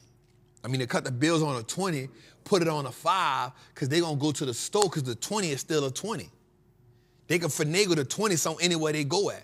But the $5 bill, they're going to give you that. You ain't looking at it, it's fold over. You see the 20 and the 20, boom, you like, bet, it's 20. Then you get it and open it, you like, Onk done got me. That's why I ain't no Onk yet. They like, damn, Onk done got me. And so now when you see Onk next time, Onk like, say, le brother, don't even much trip. You know, you like, damn, Onk, you ain't even have to play me like that. So that's how that go, Jose. You feel me? Damn, got my dog. My dog would have been getting burnt in the street, boy. They'd have been taking Jose fast. You ain't opening it up, dog. You sticking and moving, bro. You worrying about the police? Nah, you not doing that, bro. You moving, bro. The police right there. You trying to get the next sale. You like, bet. You looking, you good. You stuffing. I can see them hitting you with the Monopoly money and all, dog. I can see them hitting my dog with the Monopoly money, putting it in the dirt, making it dirty. I know all the tricks of making it dirty. Like here, bro, and Jose like, yeah, bro, I got it. He come to me like, Jose, where the money at? Jose looking like, damn. Like Smokey, 20, 40, 100. Damn. Let's go a little further, Dave. All right, watch this. Bitcoin versus the semiconductors. Now, here's my thing. This has been dope, right? I took it. Check this out. Bitcoin is on a Bitcoin is on a 3-month rally, up 130% year to date, and it's doubled since January. Where all my people at? Where the crypto people at? I told y'all it's at 3,800. What I told y'all, when Bitcoin hit 40, they gonna tell us the stock market ain't shit. Watch. The minute it hit 40, they gonna say the stock market, y'all need to be in Bitcoin. All my people in the market, be ready. Be ready. All my people that's in the stocks, Be ready, because when Bitcoin hit 140, they coming. And they coming aggressive. All you're going to see is to the moon. All you're going to see is to the moon. Now, watch this. SMH, the semiconductor ETF, is down 5 straight days since hitting an all-time high. It's actually minus almost 2% since hitting an all-time high, but yet it's still up 154%, being driven down by AMD and SMH. I mean, AMD and NVIDIA. So my thing is, here's why I put these two together. You got a company like NVIDIA that's up 200% on a year. You got a company like AMD that's up like crazy. What would be your better investment as an investor? If you had one to go with, would it be Bitcoin or would it be NVIDIA? Ooh. Ooh. Jose, I put it in the chat. If you had one investment, if they say you could put this $30,000 in one thing, you can't switch, and you got to hold it for the next 3 years, would you go with Bitcoin or would you go with NVIDIA? Let's say it in the chat. Right now. You got 30K. You got 30K. You got 30K. Where you going? Jose, where you going? Let me see in the chat. Where y'all going? Do we got the...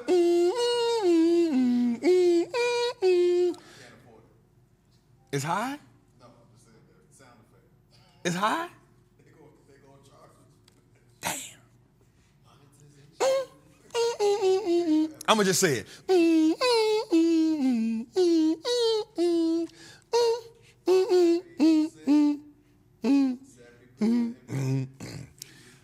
No, I ain't say MicroStrategy. I ain't say, see, y'all don't be following the rules. I said Bitcoin or NVIDIA. Damn. I ain't say none of them other ones. It's 38. So what they saying, Jose? 71% NVIDIA? Let me see something right quick, too.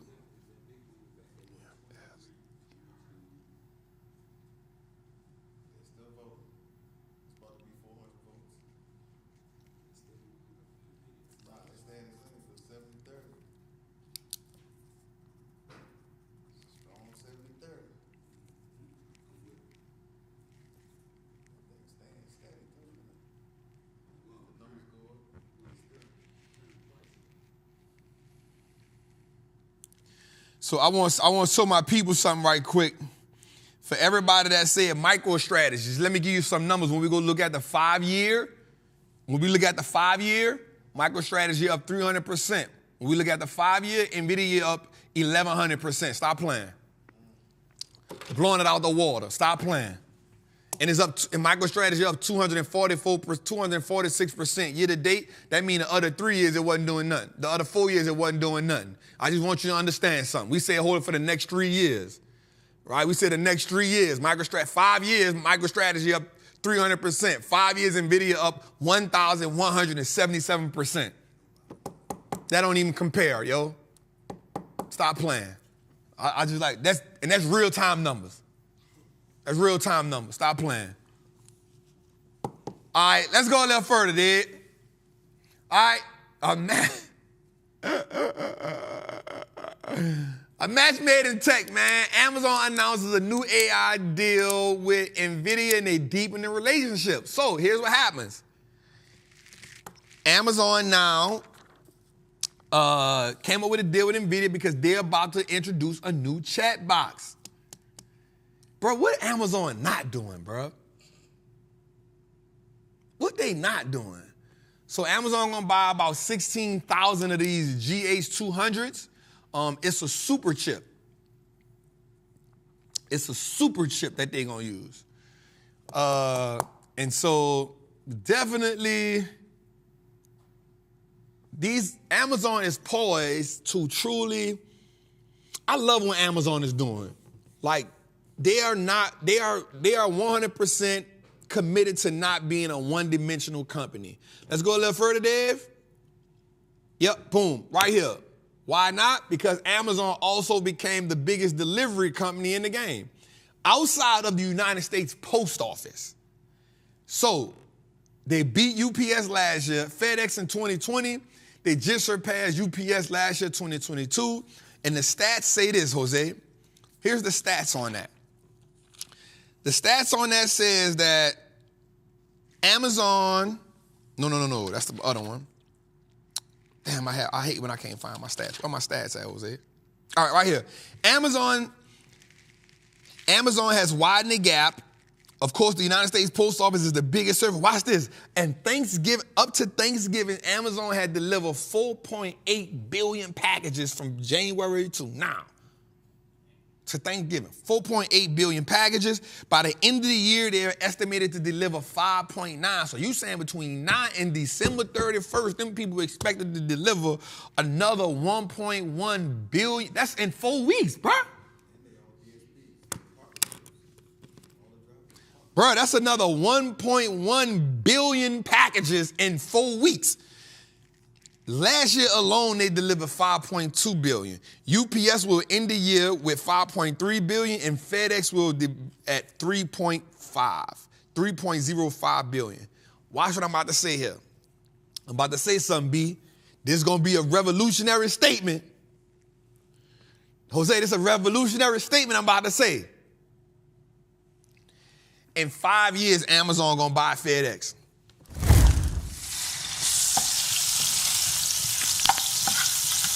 Ooh.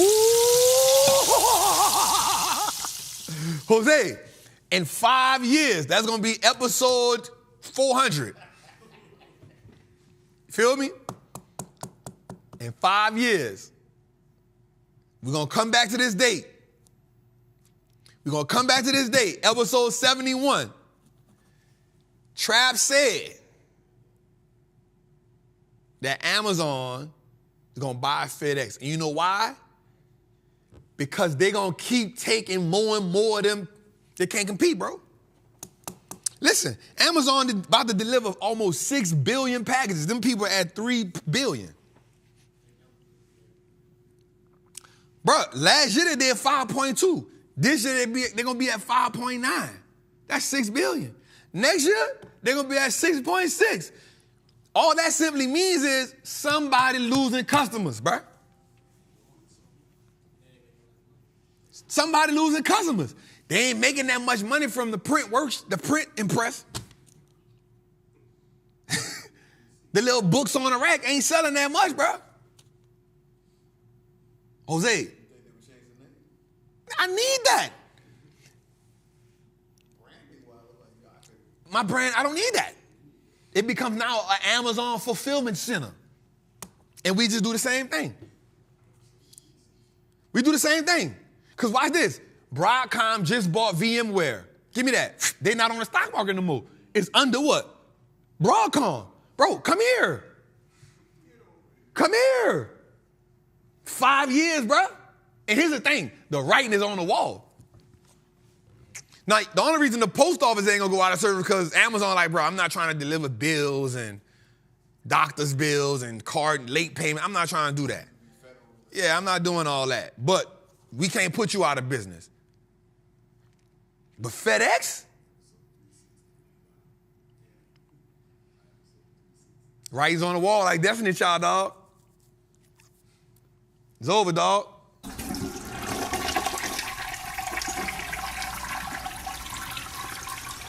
You know what? I'm about to pull off I'm about to do something. My toilet broke. I'm about to do something. Next year, I'm going to do something. I'm going to find one company that I'm going to put a long leap option and play the whole year. I'm not going to take it out no matter what. And I'm going to find one company I'm going to go against the whole year no matter what. Ooh, I'm going to play a game. I want to play a game. Now, here's the thing. If I can find that company, that's my research, Jose, to find one company that I'm saying it's just not gonna be the year for it. And I'm gonna short it the whole year. Oh, that's gonna be so good, B. That's gonna be so good. Even if I just get one contract, I ain't tripping. I ain't trying to go crazy with it. I just want to say, that's what I like. I like the idea of doing something like that, saying, yo, now let me say this, if you're in the Patreon, don't follow me. I'm telling you right now, in the Patreon, do not follow me. Do not follow me. Why they follow me anyway?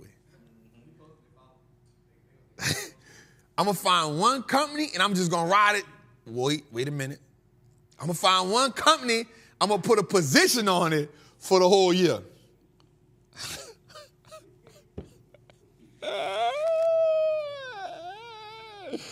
That didn't sound right. And I'm going to find one company and I'm going to just go against it from January, first trading day, B, from January to December 31st. First trading day to the last, and I can't get out of it. Let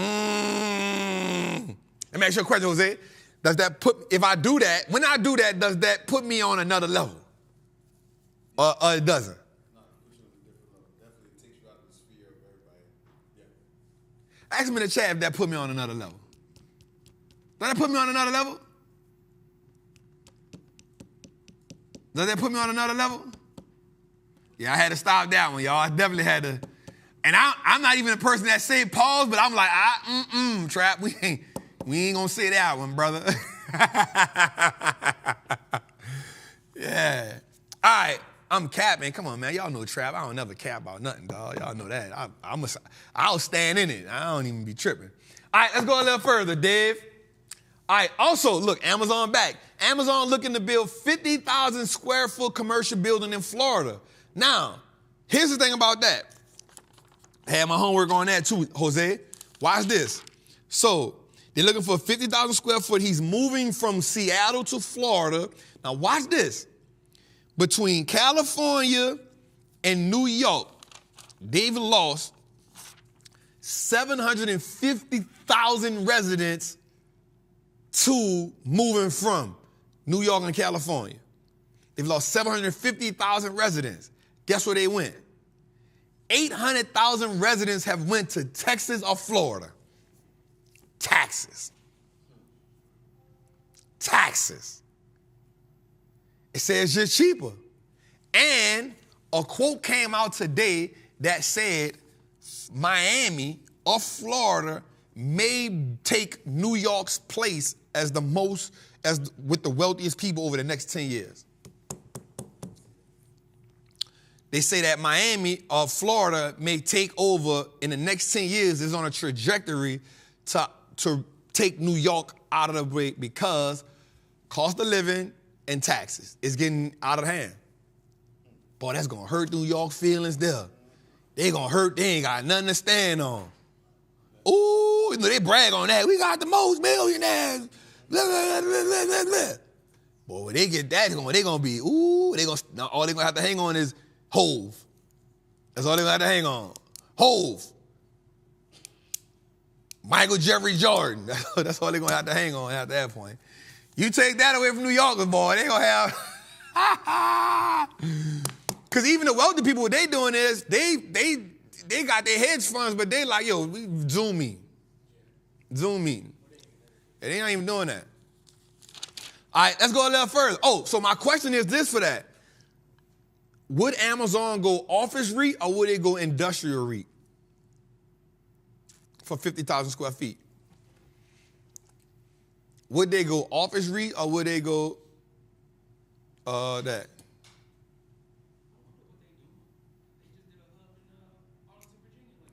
Cause it costs too much to be in Seattle, B. You gotta realize, Silicon Valley is in California, but Seattle is right there. It ain't that far. Bro, it costs to live there. Bro, yeah, they're like, bro, check this out. If you, listen, I don't care how much money you got, bro. Taxes is taxes. Nobody don't be liking to give y'all rich uncle all their money. It's what it is. I ain't mad at him. And y'all know how y'all know that Amazon say we sell everything from A to Z. You know that, right? That's what that means. We sell everything from A to Z. Boy, that's cold-blooded marketing right there, boy. I don't know who thought of that, but that's gangster right there, Jose. And it's a smile. We're going to take your money while smiling. What's the difference between an office and an industrial REIT? So an office REIT would be a building that has offices, Jose. It's a REIT company that builds office space. An industrial space may have some offices in it, but it's warehouses. It's the warehouse space. So an Amazon facility, something like that. So I'm asking, do they go office or do they go industrial? Yep. Now the thing about that too is, Jose, is when they go industrial, it's mostly triple net lease, which means you don't even buy the building because Amazon not in the business of buying a building. Or triple net lease simply mean they get to rent the building, but they got to pay all the bills. You know what I'm saying? You know how when you pay rent, like certain bills you don't pay? A triple net lease is you rent this building for 10 years, you lock it in 10, 15, 20 years, and once you rent it from us, we don't do nothing, everything on you. Triple net lease. Yep. Let's go a little further, Dave. All right. I gotta say this, and it's gonna lead me to my whiteboard moment. I actually gotta give credit to part of the statement. It was from Josh Brown, and I heard him say something earlier that really caught my attention. He said that the environment that we're in right now, he was like, the environment we're in right now, you shouldn't box yourself in with saying you're a dividend investor, a growth investor, a value investor. He said you shouldn't categorize or imprison yourself in that label. You should be the type of investor that adapts to any market. And the reason why he said that is because 26, and this was me just doing the research now, 26 of the last 23 bull markets have been run by technology companies, right? So if you're a dividend investor, you miss the bull market. If you're a value investor, you miss the bull market. And the reason why is because you're looking for certain companies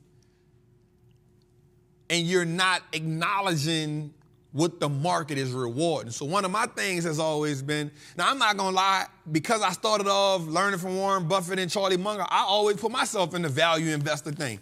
But maybe the last 3 years, maybe since the pandemic, I kind of switched my ideology. And it was, I want to buy great companies at discounts as well, 100%. But I'm also going to take advantage of what the market is rewarding. You know what I'm saying? And that's how the recession portfolio came about. I want to take advantage of what the market rewarding too, and I still want to eat off that as well. So I definitely want you to. Now here's my thing too as well, Jose, which I think is phenomenal. I do think you should have a dividend portfolio that's only for you buying dividends in because you want to maybe find a way to have passive income from some great companies over the long term. I'm not mad at that. I'm not mad at that. But for you to say primarily I'm a dividend investor, I think you leave yourself. I think you exclude yourself from so much of the market returns. I think you exclude yourself. And so once I saw this, and then I did the homework and I realized that 23 of the last 26 bull markets have been led by tech, even if we go back to the dot-com bubble. Like they've been led by tech. So what does that tell us? That tells us that right now, in order to see, in most situations, because remember last year we beat the market by what? Not having tech. But also we wasn't in a bull market, right? What I will say is you have to have some exposure to it to take advantage of the massive gains that the market is giving. And so let's get the whiteboard up here. So one of the things I want to talk about right now, I think that's going to be important. I think that's going to be important for you.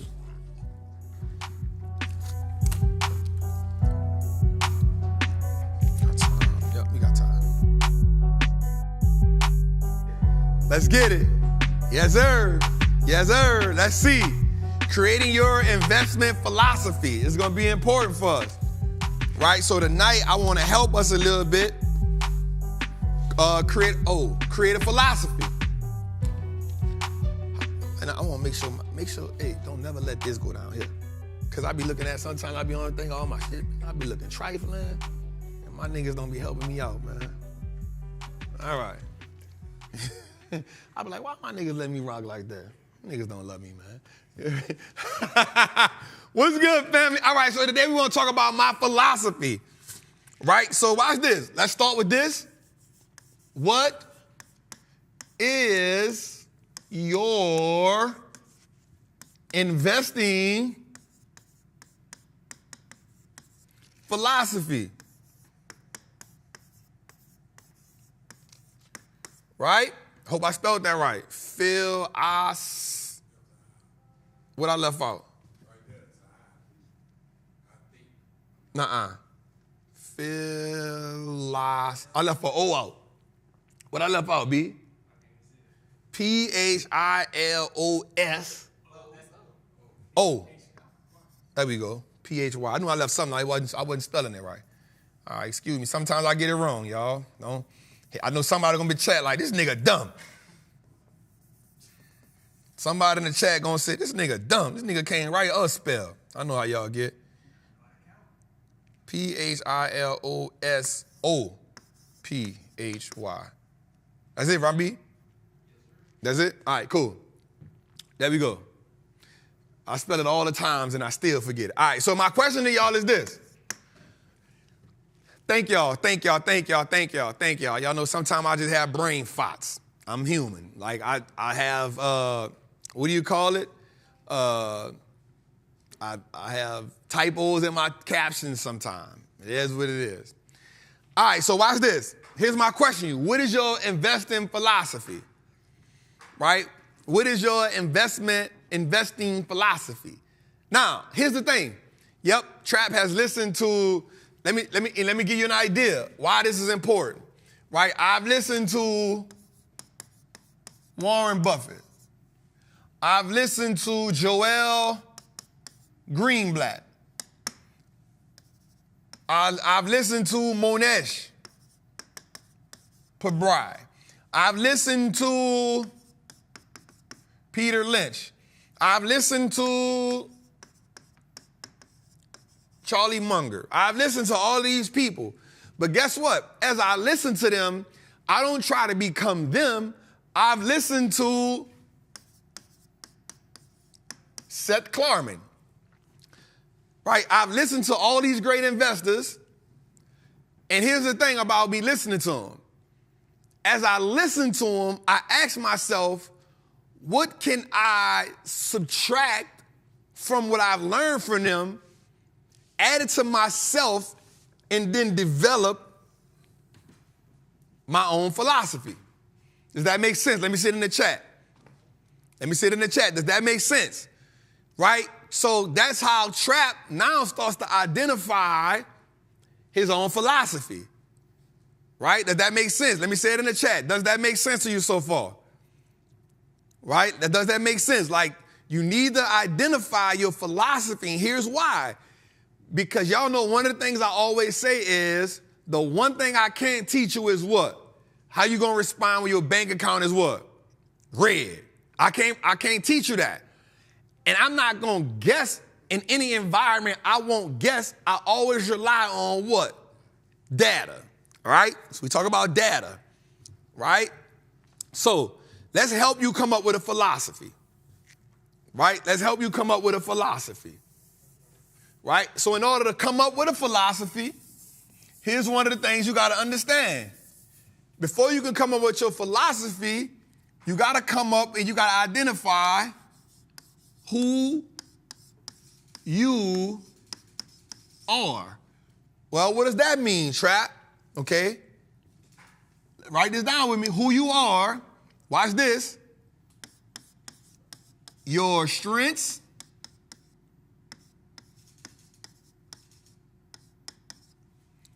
Your weaknesses. Your fears. Your ideas. Your panics. Why is that important? Why is that now, I'm going to get through every last one of them. Your strengths. What are your strengths in the market? And we'll put this word by it. What are the things that you identify in the market and it make you feel good? Right? Like, what are the things that you can see? I got it. I know this. I understand this. I understand it. This is what I can comprehend. This is what I'm good at. What are the things that you can identify with and you can tap into them? You can research them.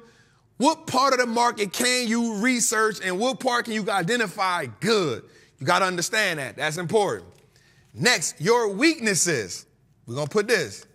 Lack of understanding. I should have used the skinny part of this. Right?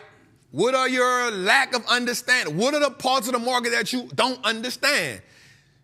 Once you can identify that, you can, okay, let me stay away from that right now. Right? I'm helping you identify, help you come up with a philosophy. Watch me, y'all. Watch me. We're going to put this together like some gumbo.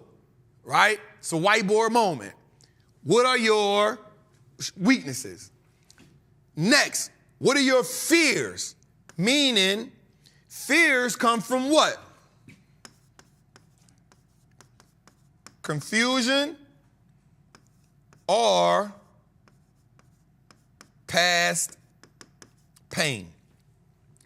Fear comes from confusion or past pain. So, what is the thing that you're confused about in the market? That's a difference from understanding. Understand, like if you don't understand something, that means like I've never been introduced to it, like I can't even comprehend it. Confusion is like I see it, but I'm not grasping none of it. Am I making sense? Am I making sense? Like I'm not grasping it at all. But also, what is a pain in the market? One of the pains is what? Trap man losing money. Like that's a pain. I done lost some money before in the market. I done lost some money before previously. This was like uncertainty, good word, right? So we got to identify these things. You got to write these in your diary. Watch this. Ideas. Watch this. What you think. What are some of your ideas about the market? Right? What are some of your ideas about the market? Well, Trap, I think the market is a great place to build wealth. Trap, I think the market is rigged. Trap, I think I'm this type of investor. Trap, I think I'm that type of investor. Trap, I think this is the best way for me to invest. Watch how we bring it all together. This is important. Because all of these things are going to help you come up with your philosophy. Watch me, y'all. The last one is your fears are one thing, but your panics are another. Watch this. You may fear jumping out of an airplane, so you ain't gonna never get on it. But if you see a snake, you're gonna panic all out if you don't like snakes. You want something, what the hell? Get that shit around me. You tripping, I'm gonna kill you and your mama. Panics. Trap, what makes me panic? The market tumbling and I ain't see it coming. What makes you panic in the market? Right? Y'all, man, I hope y'all getting this. Right? So let's go through it again. Right? First thing, what are your fears? What are your strengths? Who are you? Who am I as an investor? Who am I? Right? Who are you? I'm not Warren Buffett. I'm not Peter Lynch. I'm Wall Street Trapper. And I think that wealth can be secured through the stock market. What are your strengths? Trap. I like boring companies. I understand them really, really good. I truly understand boring companies. That is my strength, one of my strengths. Another one of my strengths is I have patience. I don't let the market dictate what I got going on. That's one of my strengths. All right, Trap, what are your weaknesses?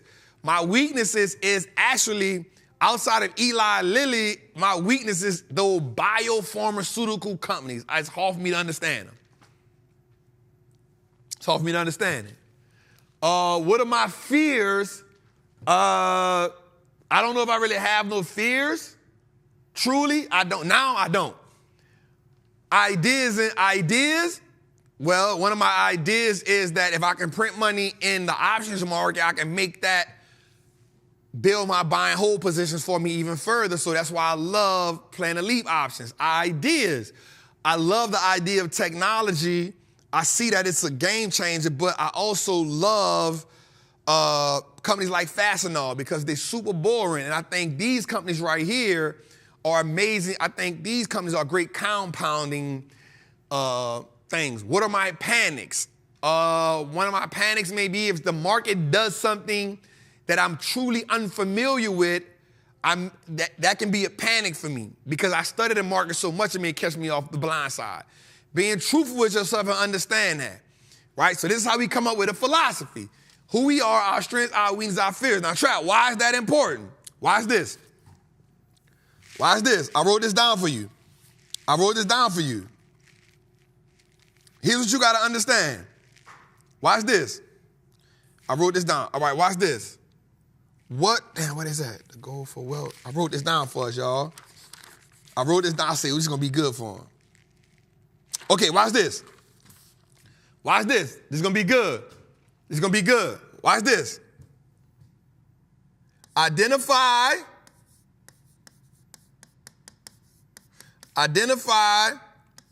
what causes the market to sell me an asset cheap. That's one of the things. Write that down with you. What causes the market to sell me an asset cheap? I'm about to help you build out a philosophy for yourself. We just talked about the first 5 things. Now you're going to marry this to it. What causes the market to sell me something, an asset cheap? Watch, we're going to go a little further with this one. Identify what was the reason behind the event that caused the sale. All right, watch me, y'all. Watch me. How do you build a philosophy? One of my philosophies is buy assets for cheap. How do you do that, Trap? Well, the first thing is I got to figure out what caused the market to sell me the asset cheap. What caused it, right? What caused the market to sell me an asset cheap? And then identify what caused the event behind the market selling me an asset cheap. B, does that make sense? Ooh, woo. Come on, y'all. We teaching here. One, I'm helping you build a philosophy. Identify what caused the market to sell me an asset cheap. What caused me, right? What caused the market to sell? Because the market didn't just wake up and say, I want to sell trap this asset for cheap. That ain't what the market do. The market wants to run and sell me an asset at a top price, at a premium price. That's what the market wants to do. So once I find out, oh, here's the event that caused the market to sell me something for cheap, the next thing is saying, what was the reason behind the event? Come on, y'all. Come on, y'all. Come on, y'all. All right, now watch this. Watch this. Watch this. It's layered, y'all. Next. What can cause, maybe I should say it like this. What can, better word, Jose, watch this, regulate the event? All right, that's number 3. What can regulate the event? Meaning, what can correct the event? What can make the market say, nope, back to selling you this for a high price? Now watch this. Man, this is a goddamn class, Jose. Golly. Watch this. Watch this. What data or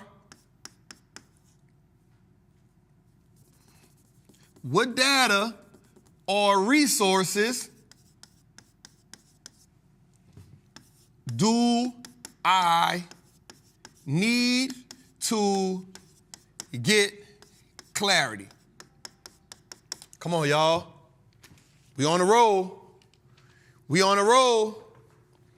What data or resources do I need to get clarity? You know why? Let me say this to you right quick. In order to be great in this game, you got to understand that the market will never give you all of the data. The market ain't gonna never get it all. So you got to get comfortable, right? You got to get comfortable with understanding what are my data resources, what are the data that I need to get clarity, because I will never have all of the resources. I will never have all the numbers. I would never have all of the figures. So I got to be willing to make a great hypothesis. I got to develop a good thesis around what decisions I'm going to make. Come on, y'all. You feel me? You'll never have all the numbers. Shout out to my dog Zay in the building. Peace, King. Like, you'll never have all the data. You'll never have all the data. You'll never have all the figures. So what are the data points that I'm using to collect the data so that the data can give me an idea, okay, this is it.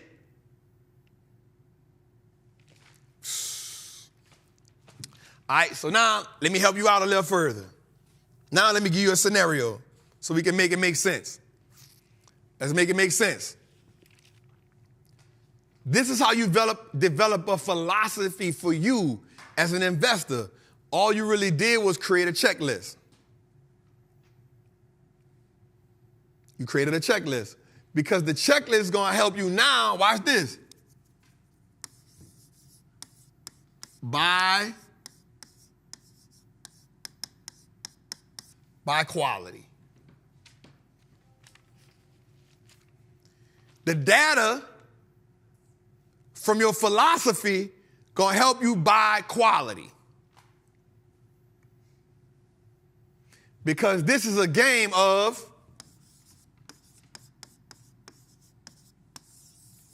returns. It's a game of returns. Let me give you an example. Real life example right here, Jose. My philosophy says that every environment, the market will put us in different environments, right? The market will put us in different environments. No two environments are equally the same, but they can be historically related. Y'all with me? No two environments won't always be equally the same, but historically they can be related. So you got to be good at understanding the environment and understanding your data points. Watch this. Real life example. October, September, me and the Patreon group, we was in some positions, and I'm like, yo, we got to battle this out. September comes, October comes. October doesn't give us what we want. But I said it could be a flip-flop month. And then I went to the data and I said, trappers. I said, Patreon family. I got an idea. My philosophy is, what's my philosophy? I understand who I am. I understand that I don't panic. I understand I want to buy great companies at great prices. I understand this, right? I understand that buying in the red is how I catapult or get exponential returns from my money. Buying in the red, not buying in the green, buying in the red. But I got to figure out, B, watch this, B, what? I don't even got to do that. B, what I got to figure? I got to figure this out, though, B. This is going to be good right here. Watch this, B. I'm going to go straight to it. I got to identify what's causing the market to sell me an asset for cheap. Watch this. What was causing the market to sell me an asset for cheap?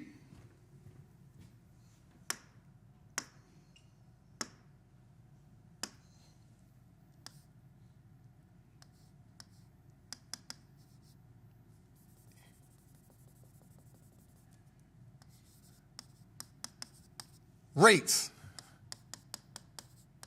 High rates was causing the market to sell me, watch me, B, watch how I dig in this. Higher rates was causing the market to sell me an asset for cheap, but I had to identify what that was. So watch this. I had to then identify what was the reason behind the event. Well, 2-year and 10-year note close to 5%. That was the reason. That was the reason. So then what I did, B, what can regulate the event?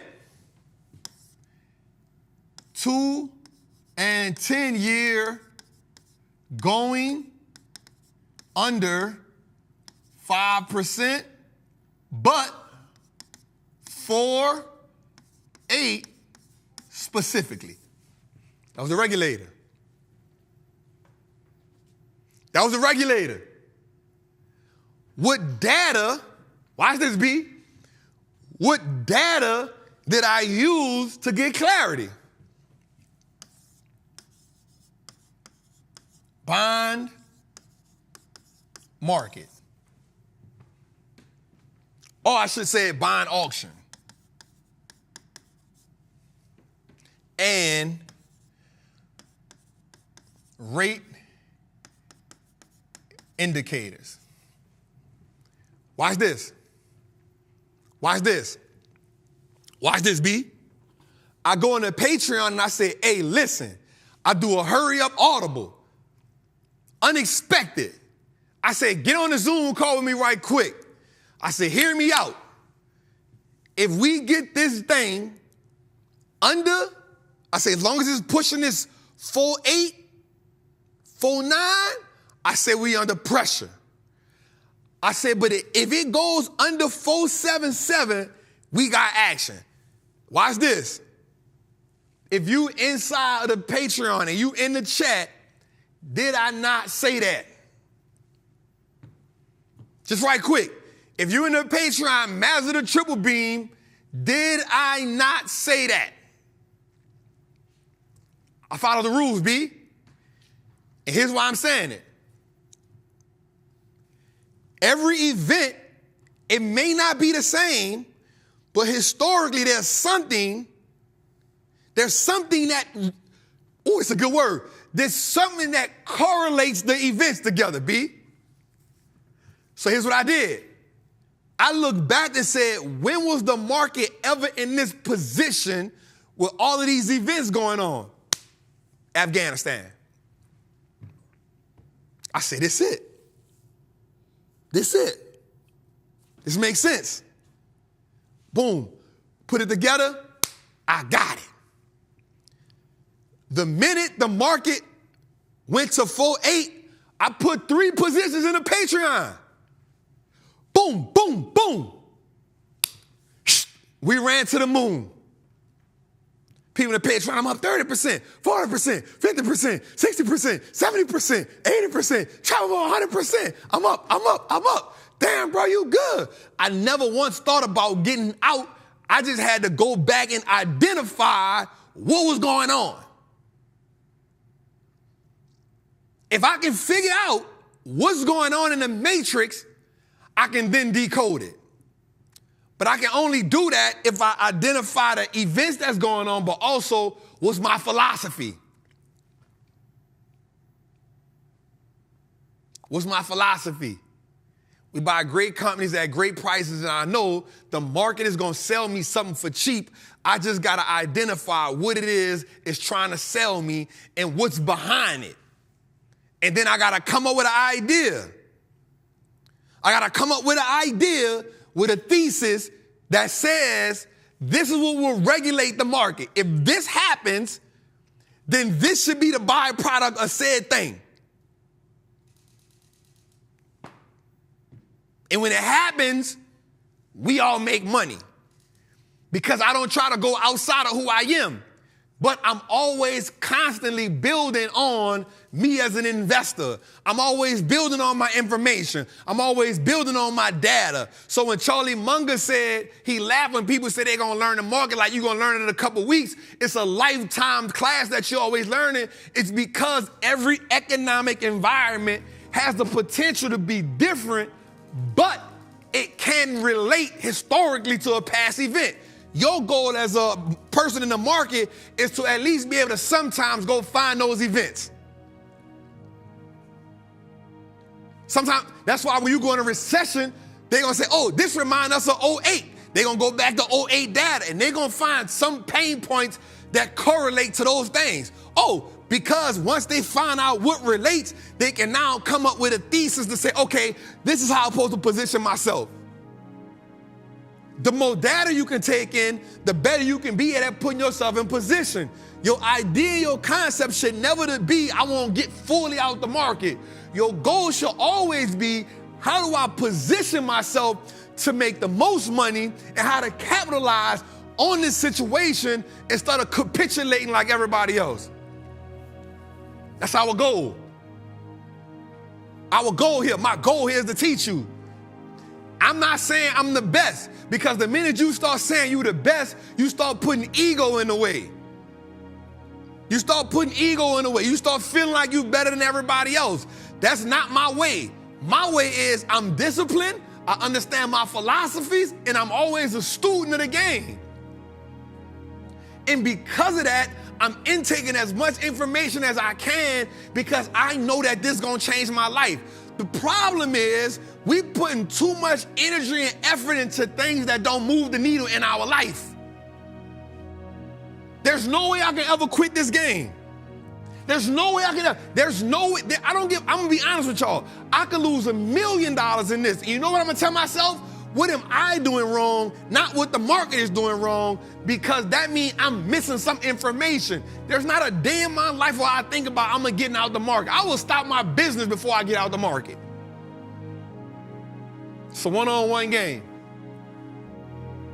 The same way quarterbacks put in time reading the film, the same way quarterbacks read defenses all day. You know a great quarterback. You know why? You know why Peyton Manning was so good? You know why Tom Brady was so good? Because they spent more time studying the defense. They already knew who they were. Peyton will tell you, I ain't got the strongest arm. Peyton probably got a stronger arm than me. But I can read the defense, and I know what my receiver's supposed to be at. You don't spend enough time in the film room. You don't spend enough time in the film room. You want to put 5 minutes in on this and be great. You want to put 3 minutes in on this and you want to make Warren Buffett money. The man reading 500 pages a day. The man say he spends 6 hours a day reading, and he 90-something. He been doing it for years. It's a habit now. If he don't read, he probably be upset with himself. I'm the same way. I need to be listening to something about investing. I need to be reading something about investing. If I'm not doing that, I feel like I'm missing out on something. I love the game. I don't want to hear about I work too much. All right, cool. You know what you got to work. How do you put yourself in position to say, I'm not going to be on the gram for an hour today. I'm going to put my phone in a little lockbox, and I don't care who call me. I don't care who text me. I don't care about this email. This going to make me money. This going to change my life, because the person who texting me or calling me probably going to distract me from doing what I got to do. Let me just ask you a real question. Throughout the day, between your Instagram, your email, and your text messages, how many of them actually adding value to where you're trying to go at? Let me ask you a question. Ask you a question, real question. Throughout your day, from the time you wake up in the morning to the time you go to sleep, between Instagram, all your social media, your text messages, and your emails, how many of them truly move the needle in your life, but you're giving them so much attention?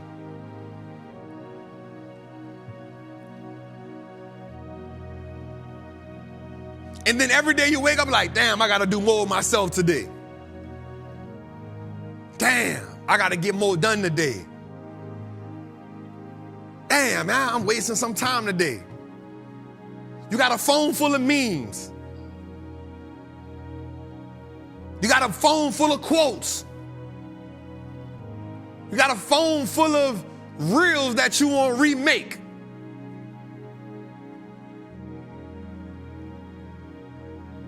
But you don't got a phone full of apps that you need to be on that's going to help you be a better investor.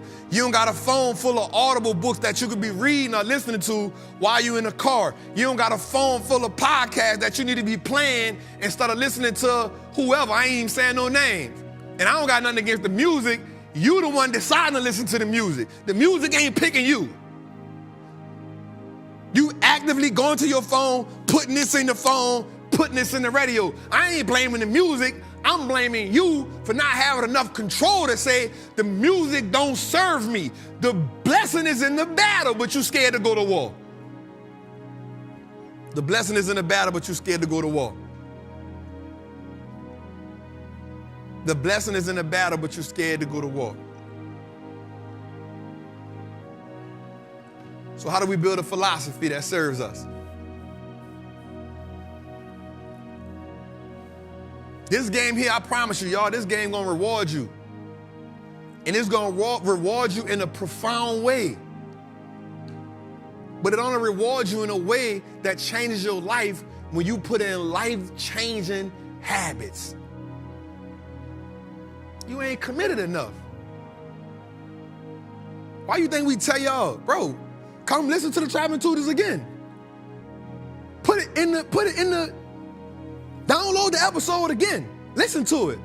Listen to it Monday. Listen to it Tuesday. So it can be hardwired in your system. I want to influence you to do the right thing.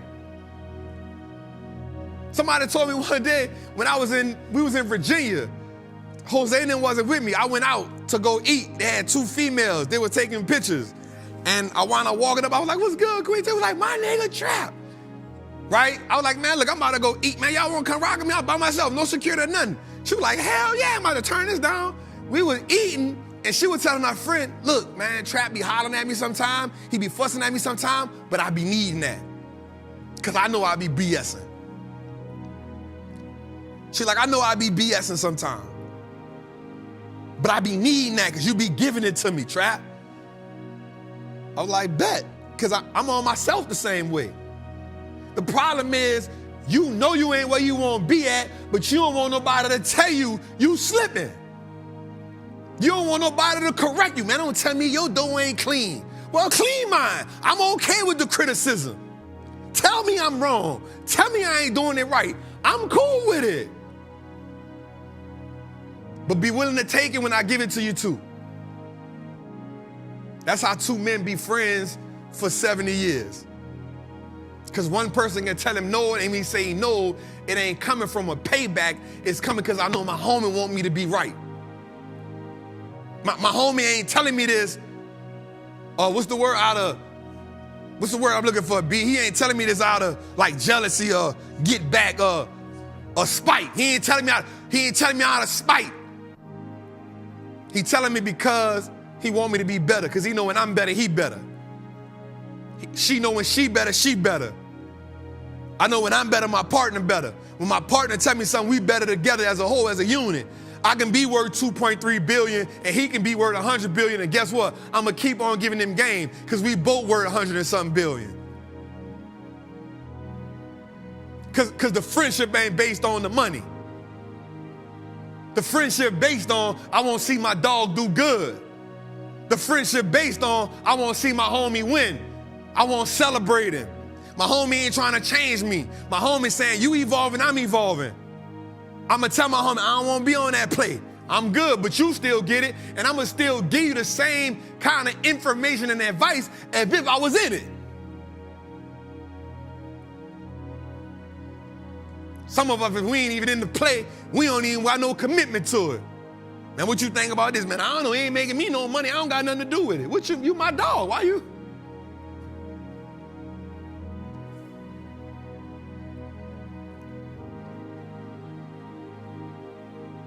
The blessing is in the battle, but you can't be scared to go to war. And we talking about building your investing philosophy.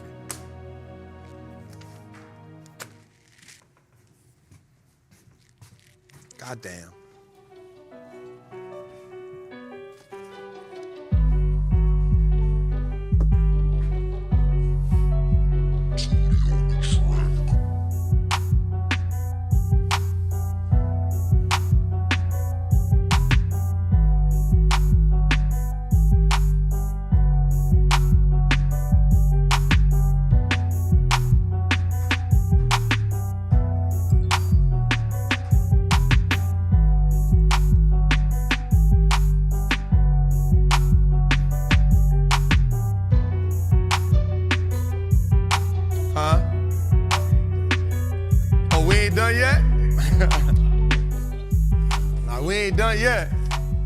Y'all better know. Y'all better know we ain't done yet. If you new here, welcome. This is what we do. All right, before we get into our flush it or flip it, I just want to tell y'all, man, it's amazing. It's amazing. I love y'all, man. I love y'all. I love y'all, and sometimes I'm going to be hard on y'all. But guess what? I'm okay with y'all being hard on me. I'm okay with y'all telling me, I'm okay with y'all telling me the same thing. I'm okay with y'all holding me to a higher standard. I'm okay with that. And I just want to, man, let's get more people in here. We should have more than 2,500 people in here sometimes. We should have 3,000, 4,000, 5,000 people in here. I need y'all to download our episodes each and every week, y'all.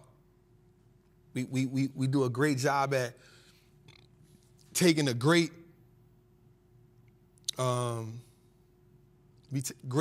stuff out of it to give y'all. All right, let's go, man. Let's get into flush it up, flip it right quick, man.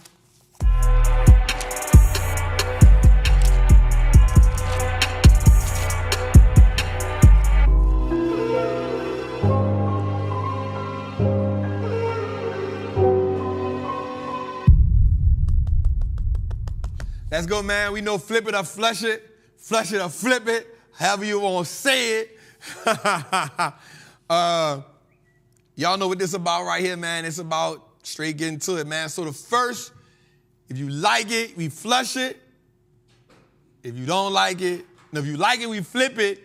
If you don't like it, we flushing it. Down the drain, down the drain. All right, man. So first one on the list is GPN, Global Payment Network. The stock is up 15% year to date. This is payment technology. point of sales, payment solutions.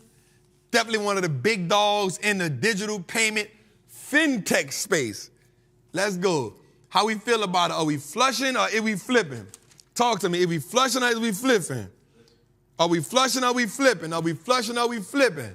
How we feeling about that, Jose? Up 15% year to date. I ain't mad at it, Jose. I like it too, man. I ain't gonna lie.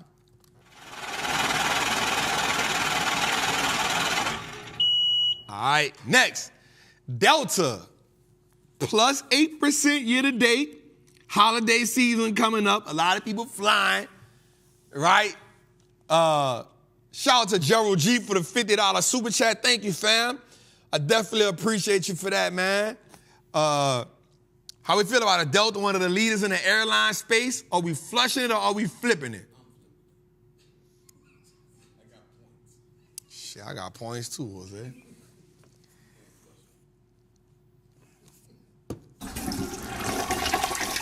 I'm flushing it. I don't like Delta. I don't like the airline industry because the industry is too complicated. It's just too complicated, Jose. Huh? What is that? How you get your platinum and Oh, diamond? I'm a diamond medallion. Everybody ain't that lucky. What you is? Gold about to be platinum, but I'm like, I'm diamond medallion. Yeah, I'm Mr. Howard. Mr. Howard. All right, watch the next one. XEL, it is Xcel Energy Source. So it's a holding company that transmits, generates, and moves electricity. It also has electrical distribution. The company is up minus 12% year to date. In the energy sector, industrial sector, how you feel about it? Flush it or flip it. Minus 12% year to date.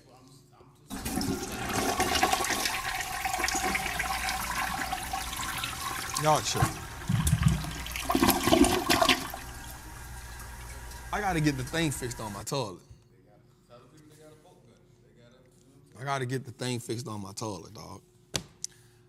All right, next one is CF Industries. So they deal with the distribution of nitrogen fertilizer. This is in the agriculture. Why you shaking your head about that, cuz? Used to work for CF? What you did for CF? Oh, the plant, yep. So they minus 10% year to date. So they deal with the fertilizer of, plants and foods and agriculture. How we feel about CF Industries? How we feel about CF Industries, Jose?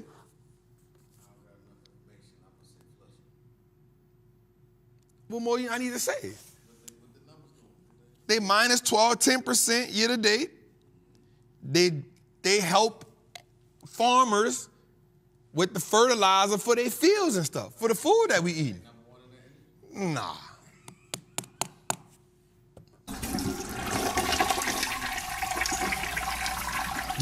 Somebody said Trappin chain broke. I don't know, man, my toilet. I gotta go underneath and then hit this.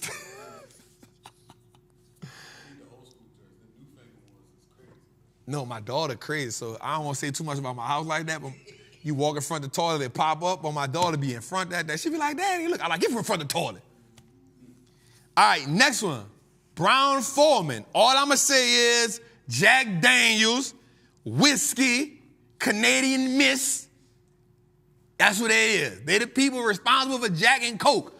So you talk about some Onk and T-Day, Jack and Coke.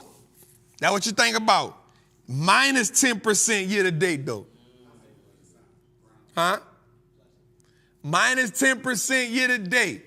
They got a sand in New Orleans. I don't know if they got a sand everywhere, but that brown, bring it on. That brown, bring it down. Huh?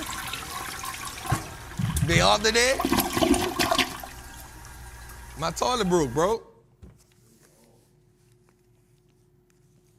All right, next, we got SMJ or JM Smuckers. So we talking about peanut butter jelly. We talking about your snacks. We talking about your coffee. The coffee brand, they got pet food. JM Smucker, they minus 30% year to date. I might short them all next year.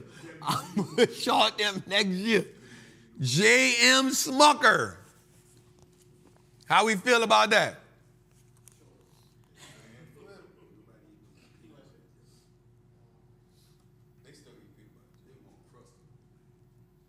They got Crustables. They responsible for Crustables. They responsible for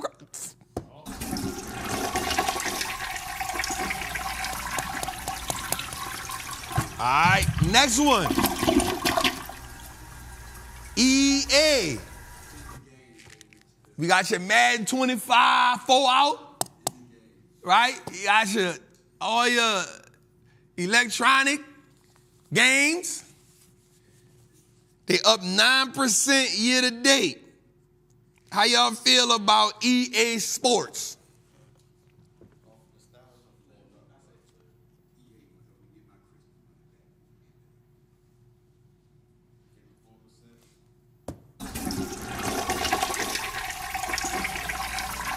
I don't care about that 9%. All the Thanksgiving food coming out. My toilet broke.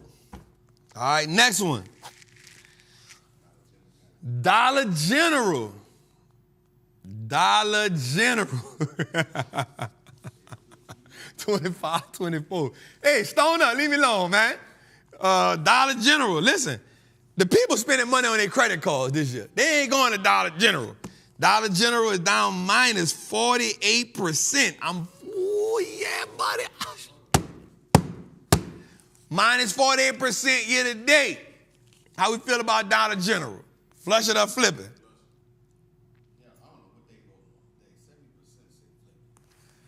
Flip Dollar General? Y'all ain't built no philosophy. We just spent 20 minutes on philosophy. We just spent 20 minutes on philosophy.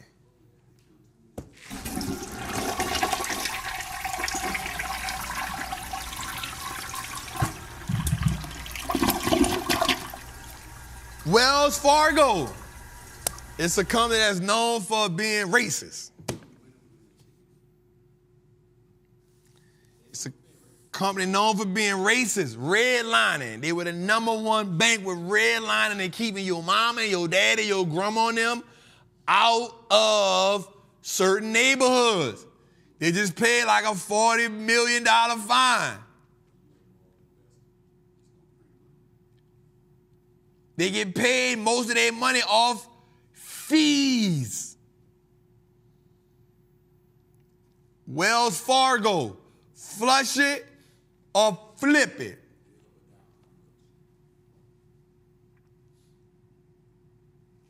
They up 4%. Wells Fargo up 4%.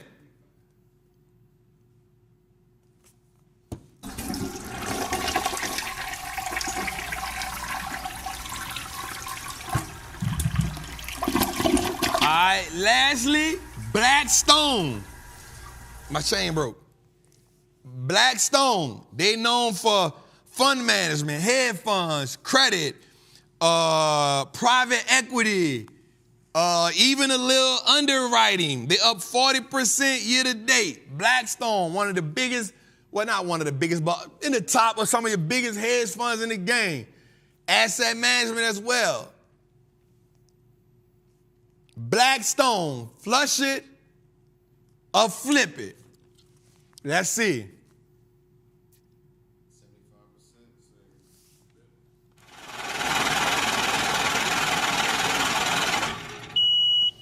I like Blackstone, y'all. Let's get to it, man. I love it, man. Flush it or flip it, man. I love y'all, man. Let's go.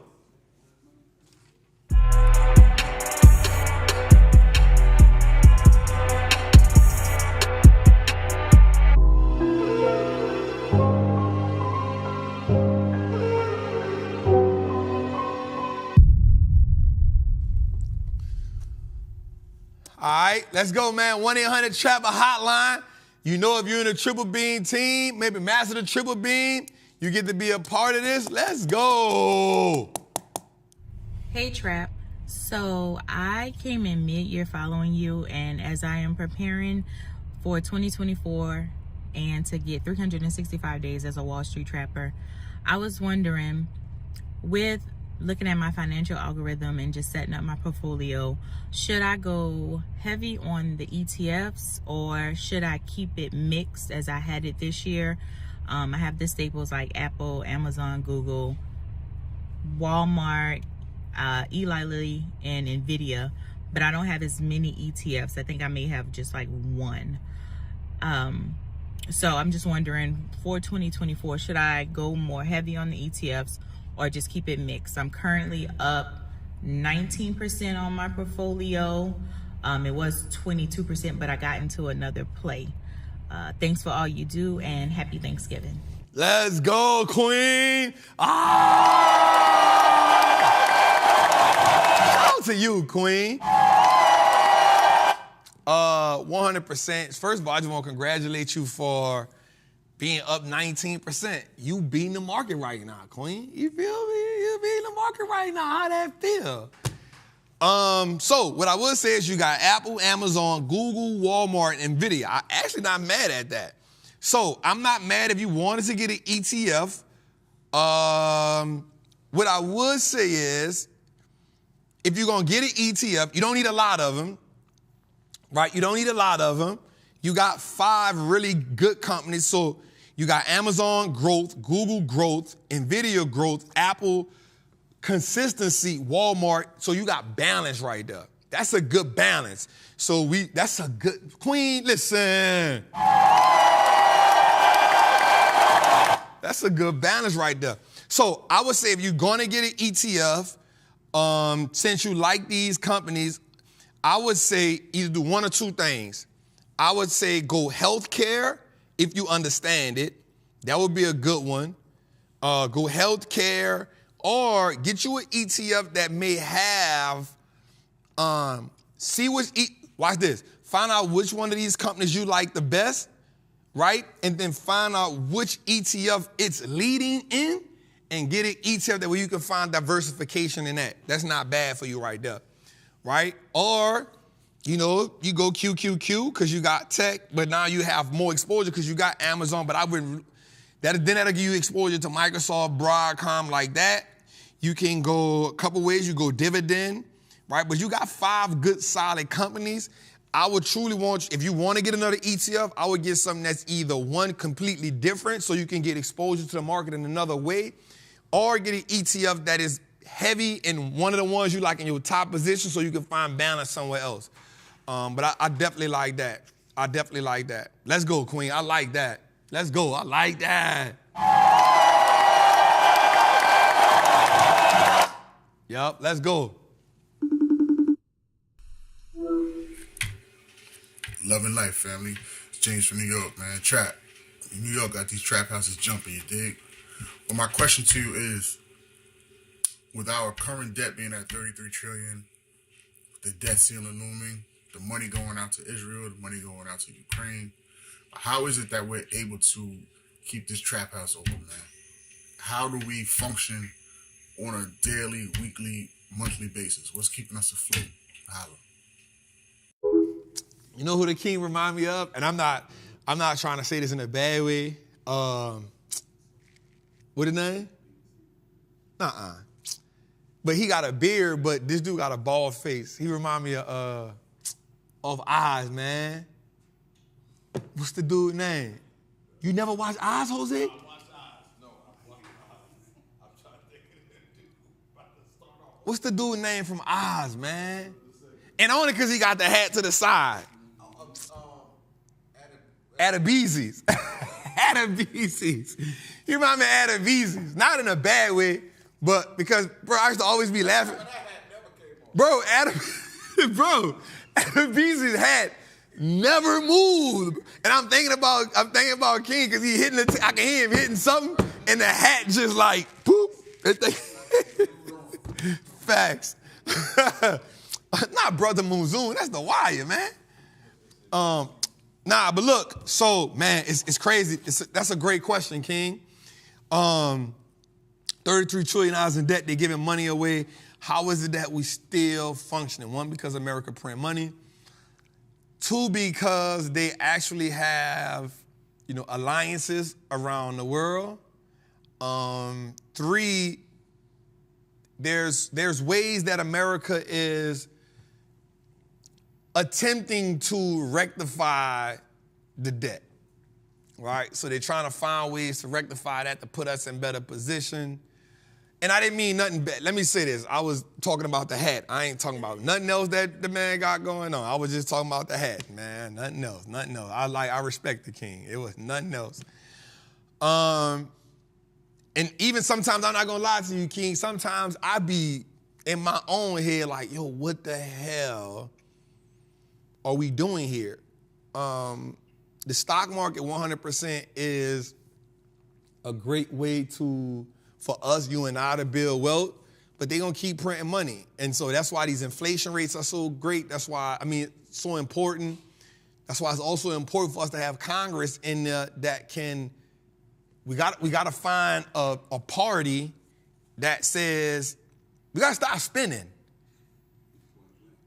Like, it's nowhere around. Like, you know how, like, I'm about to say this and it's gonna sound weird, but I'm not saying it to talk about nobody.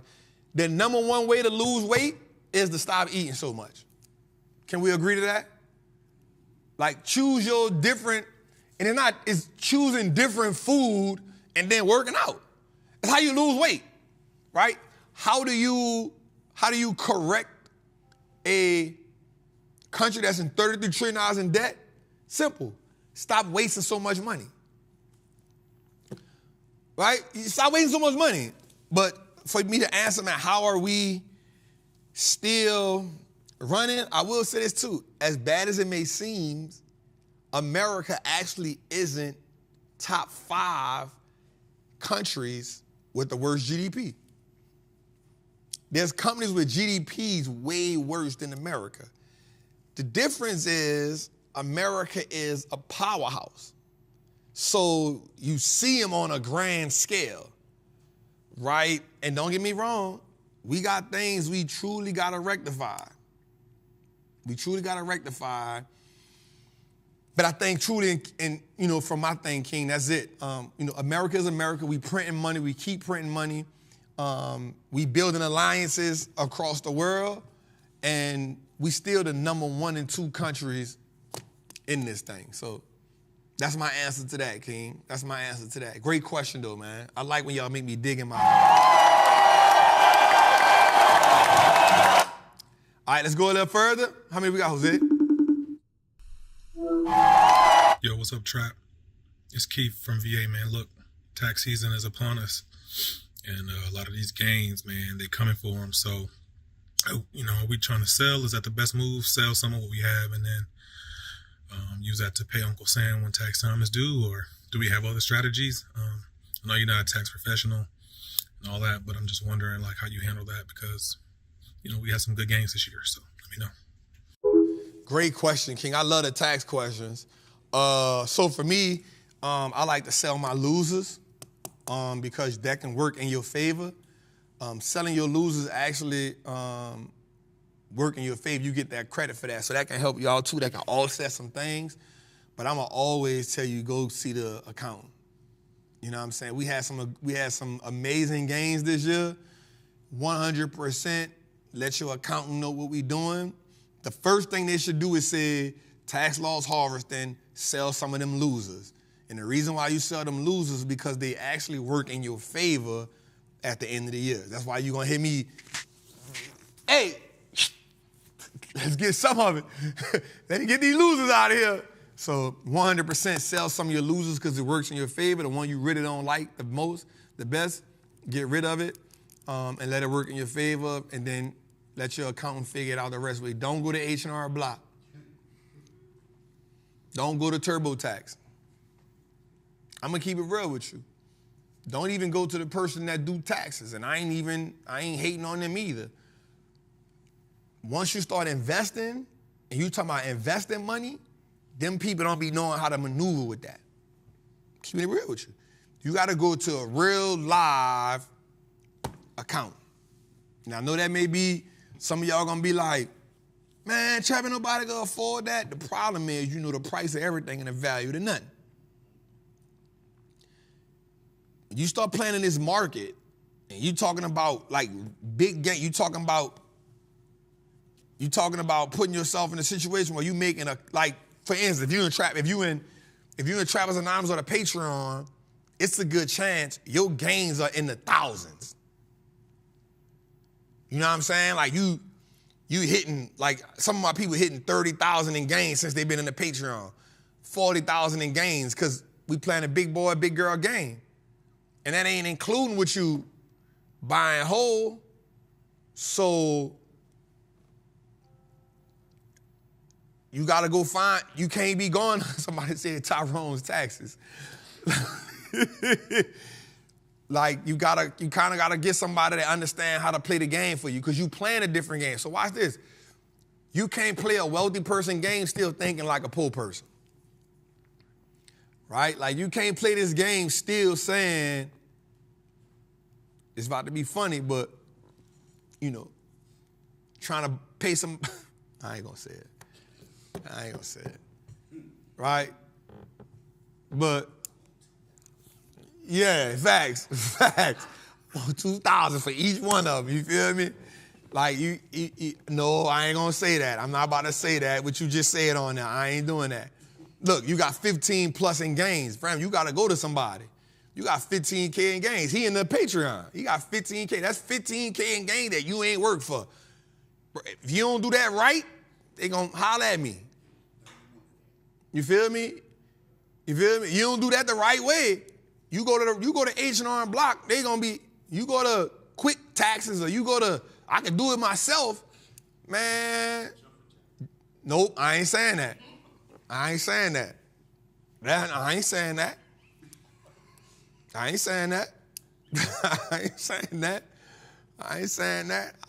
not saying that. But that's my thing, King. That's my thing.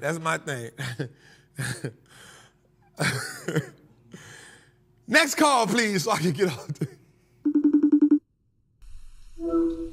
What's up, Trap? It's your boy, the Black Atlas here. I just have a couple of questions. My first question is, what is your suggestion for intermediate investors? These are investors who aren't beginner investors, but they aren't expert investors. What's your suggestion for them? Should they be focusing on the buy and hold for the long term?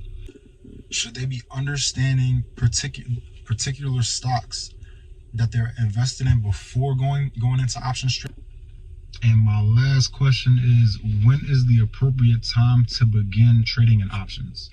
I look forward to your answers. For sure.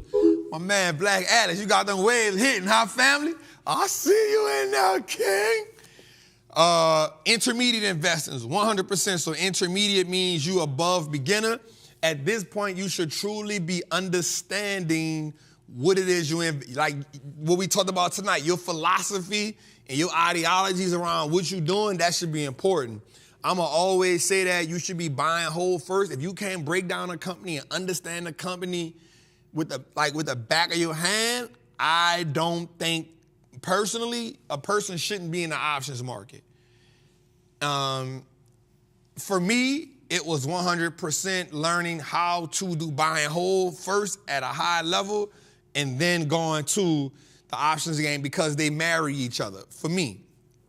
So buy and hold, you should be able to have, if you're an intermediate investor, I want you to have 10 companies that you understand like the back of your hand, that you understand the thesis behind them, you know why you got them, you know the story behind them, you know the balance sheet. That's how you intermediate. Intermediate doesn't mean time, it means experience. Right? Intermediate don't mean time, it means experience. So for me, you should understand buy and hold first. You should understand it at a high level and then get into the options game. I want everybody at some point to be in the options market because that feeds your buy and hold. So for me, buying options it allows me to get bigger quantity. I can get in bigger positions. So that's it. The second question was what? Jose? Tootie, run it back for me one more time so I can hear the second part of the question. What's up, Trap? It's your boy, the Black Atlas here. I just have a couple of questions. My first question is, what is your suggestion for intermediate investors? These are investors who aren't beginner investors, but they aren't expert investors. What's your suggestion for them? Should they be focusing on the buy and hold for the long term? Should they be understanding particular stocks that they're invested in before going into options trade? And my last question is, when is the appropriate time to begin trading in options? There we go. 14 answers. Yep, got you. So for also with the particular stocks, here's why it's so dope. Why I love that part of the question is, yes, you should understand particular stocks because it's easier to trade the stocks that you understand. It's easier to trade them. It's easy to undertrade. It's like, for me, I'll only trade stocks that I don't mind holding and owning, but at some point I've already done the research on them anyway. So it's about 10 to 12 stocks that I'm gonna always go in and out of. It's about 10 to 12. I'm not trying to go find it. It's about 10 to 12 stocks that I'm gonna go in and out of, and it's about 2 to 3 ETFs I'm gonna go in and out of. SMH, XLK, QQQ, sometimes SPY. I'm gonna go in and out of them. SMH, XLK, QQQ, sometime I'm gonna go SPY, and I may get a XLE in there here and there. I'm only gonna do a few because I understand with the genetic makeup of them. Same thing with stocks. It's about 12 stocks I'm gonna rock with. 12, maybe 13. It ain't 20. It's 12 because I understand them. They're good. I understand the cycle inside of them. And I'm not afraid to be in them because I also wouldn't mind owning them. And it also makes it easier for me to say, let me add another leg. Let me get out of it here and get back in it here. Let me roll it down here because I understand the news behind it. Remember, I'm not a chart reader. So because I'm not a chart reader, there's other things that I'm really paying attention to. News, fundamentals. If you took the options course, they're hooked. They're hooked, right? I'm looking at different things, sentiment, the sauce. There's certain things I'm looking for that tell me, yep, go time. No, pull back. No, put a leg in it. So definitely understanding particular stocks helps you trade the options game. And when it comes to when to trade the options game, it's not so much as the time, it's more so experience, right? Because you can have somebody who's been in the game 5 years and still not ready, where you can have somebody that get in the game a year, 2 years, and like, yo, I got it. I understand it. So it's more so about your learning and how good at you are learning. It's more so about how good you at learning than it is time. The only time I say time is when we're looking at time in the market is better than time in the market. So, man, that was a good question, King. I appreciate you for always being in the chat. I get you. I feel you. But let's go, man. How we looking? I do want to say this, too. Be on the lookout, man. We got a couple things we got going on. Myself, Jose, B, we about to work on another show called 1-800-TRAPPER Hotline. That's what it's called? 1-800-TRAPPER Hotline. And if you in the Patreon or if you are in Masters of the Triple Beam or the Triple Beam team, I'm sorry, if you're in Trappers Anonymous, Masters of the Triple Beam or the Triple Beam team, we're gonna be putting links in. We're gonna give you all a specific time and date. And you're actually gonna call like that. You're gonna be on the screen. It's not gonna be live in front of people. It's gonna be like, kind of like me and you having a conversation. And you can ask me your question about your portfolio, about investing, life, whatever, but under 3 minutes, 3 to 5 minutes. And we're gonna give you all days. We're gonna be doing so many a day, 3, 5 a day, 3, 5 a day, 3, 5 a day. We're gonna do a bunch of them, then we're gonna collect them, and then we're gonna put them out, and the show gonna be called 100 Trapper Hotline. Of course, this 100 Trapper Hotline on the show is always gonna be live. So we're gonna do that, so we want y'all to understand that's what we're doing. As we close out tonight's show, man, it's been an amazing 3 hours. I think today was such an amazing day. It was one of my best shows, I feel, because the humor was there. I feel like the education was there, and I always find joy in knowing that I'm helping you all move the needle a little bit more on your journey. Because at the end of the day, that's what it's about for me. It's about me helping you exceed your own expectations of yourself.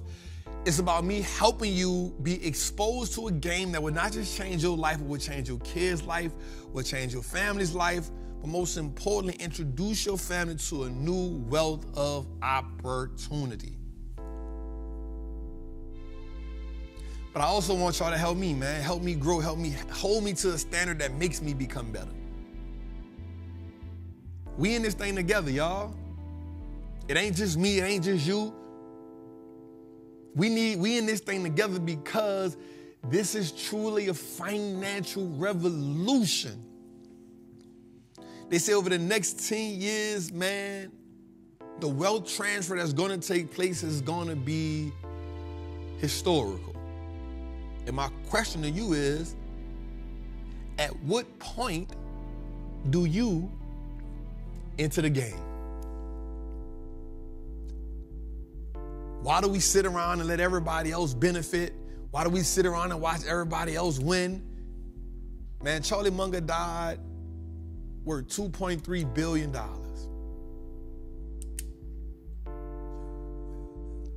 Job well done. We can say, yeah, he was a white man. We can say this, we can say that. At the end of the day, job well done. And so when it's your turn to go, I want to ask you a question. What would they say? When it's your turn to go, what would they say?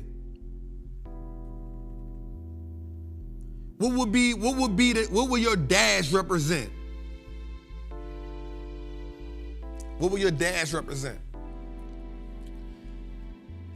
Will all they say is he or she was a hard worker? Or will they say he or she changed the game? Because when you change the game, you become unforgettable. When you change the game, your family understand why they living the way they living. When you change the game, the whole ecosystem of your last name is indebted to you. We know you can't die with it. We know that much. So my goal is, why not have a good time while we here? Why not enjoy playing the well game? We already know that the poor are gonna feel recessions more than anybody else. When do we make the decision to stop being poor? We already know that the poor and the middle class is gonna feel the economy or the recession or the interest rates. When do we say, well, I'm gonna stop being that?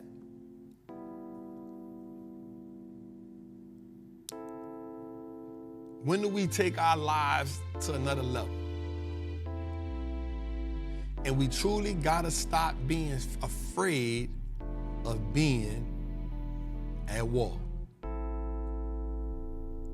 If the blessing is in the battle, we gotta be willing to go to war. And the biggest war that you'll always fight is the war within. Your ability to break your habit. It's your boy, the Wallstreet Trappin, man. We love y'all. We appreciate y'all. Episode 71 was definitely one for the books.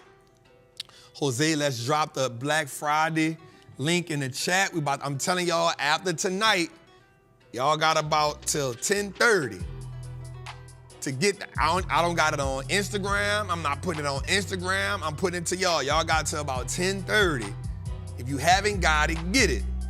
Because I promise you, after tonight, it's done. It's over. Get the Options Masterclass. Get that Trapper method so you can learn those frameworks. And come print money with us tonight, man. Come print money with us, because we got a lot of money to print, and we ain't gonna never stop. Listen, man, let's get the likes up. Let's get the channel up. We at 77,000. My goal was to try to hit 100,000 before the end of the year. My goal was to hit 100,000 by the end of the year. So that means we're about what, Jose? 20-something thousand away? I think we could do that. That ain't nothing but about what, 6,000 people a week? I think we could do that in the next 4 weeks. But we can't do it by ourselves. We got to do it with y'all. So I need y'all to tell everybody y'all know about everything. The more traction we get on this channel, the more likes, the more subscribers we get. 71 episodes in, y'all, and we ain't missed a beat. We ain't missed a Christmas. We ain't missed the New Year's. We ain't missed a Thanksgiving. I ain't missed a birthday. My people, we here, we feeding, we flooding the game. And all we asking y'all to do is come here, like, subscribe, and share. Also, help us out, y'all. We need y'all help. Jose and myself and the team. Man, we dropping something every Thursday, Friday, Saturday, Sunday, Monday. We need y'all to download those, man. We ain't ask y'all to spend no money. We ask y'all to just go comment, go like, go download it, go leave a review so that the pod can jump up. Let me see something right quick. Jose, what number we is? There's no way we should be under 15, but we probably somewhere around 100. Come on, y'all. 52 and 144. So you telling me there's 143 shows better than us, y'all? You telling me there's 153 shows better than us? The only way we change that is by y'all helping us on the journey, man. So, man, go to your Apple Podcasts and download as many episodes as you can. Download it, leave a review. And that's all we ask, y'all. We love y'all. We appreciate y'all. We see y'all next week. Same time, same place. It's your boy, the Wall Street Trapper. Myself and the crew, we out. Good night.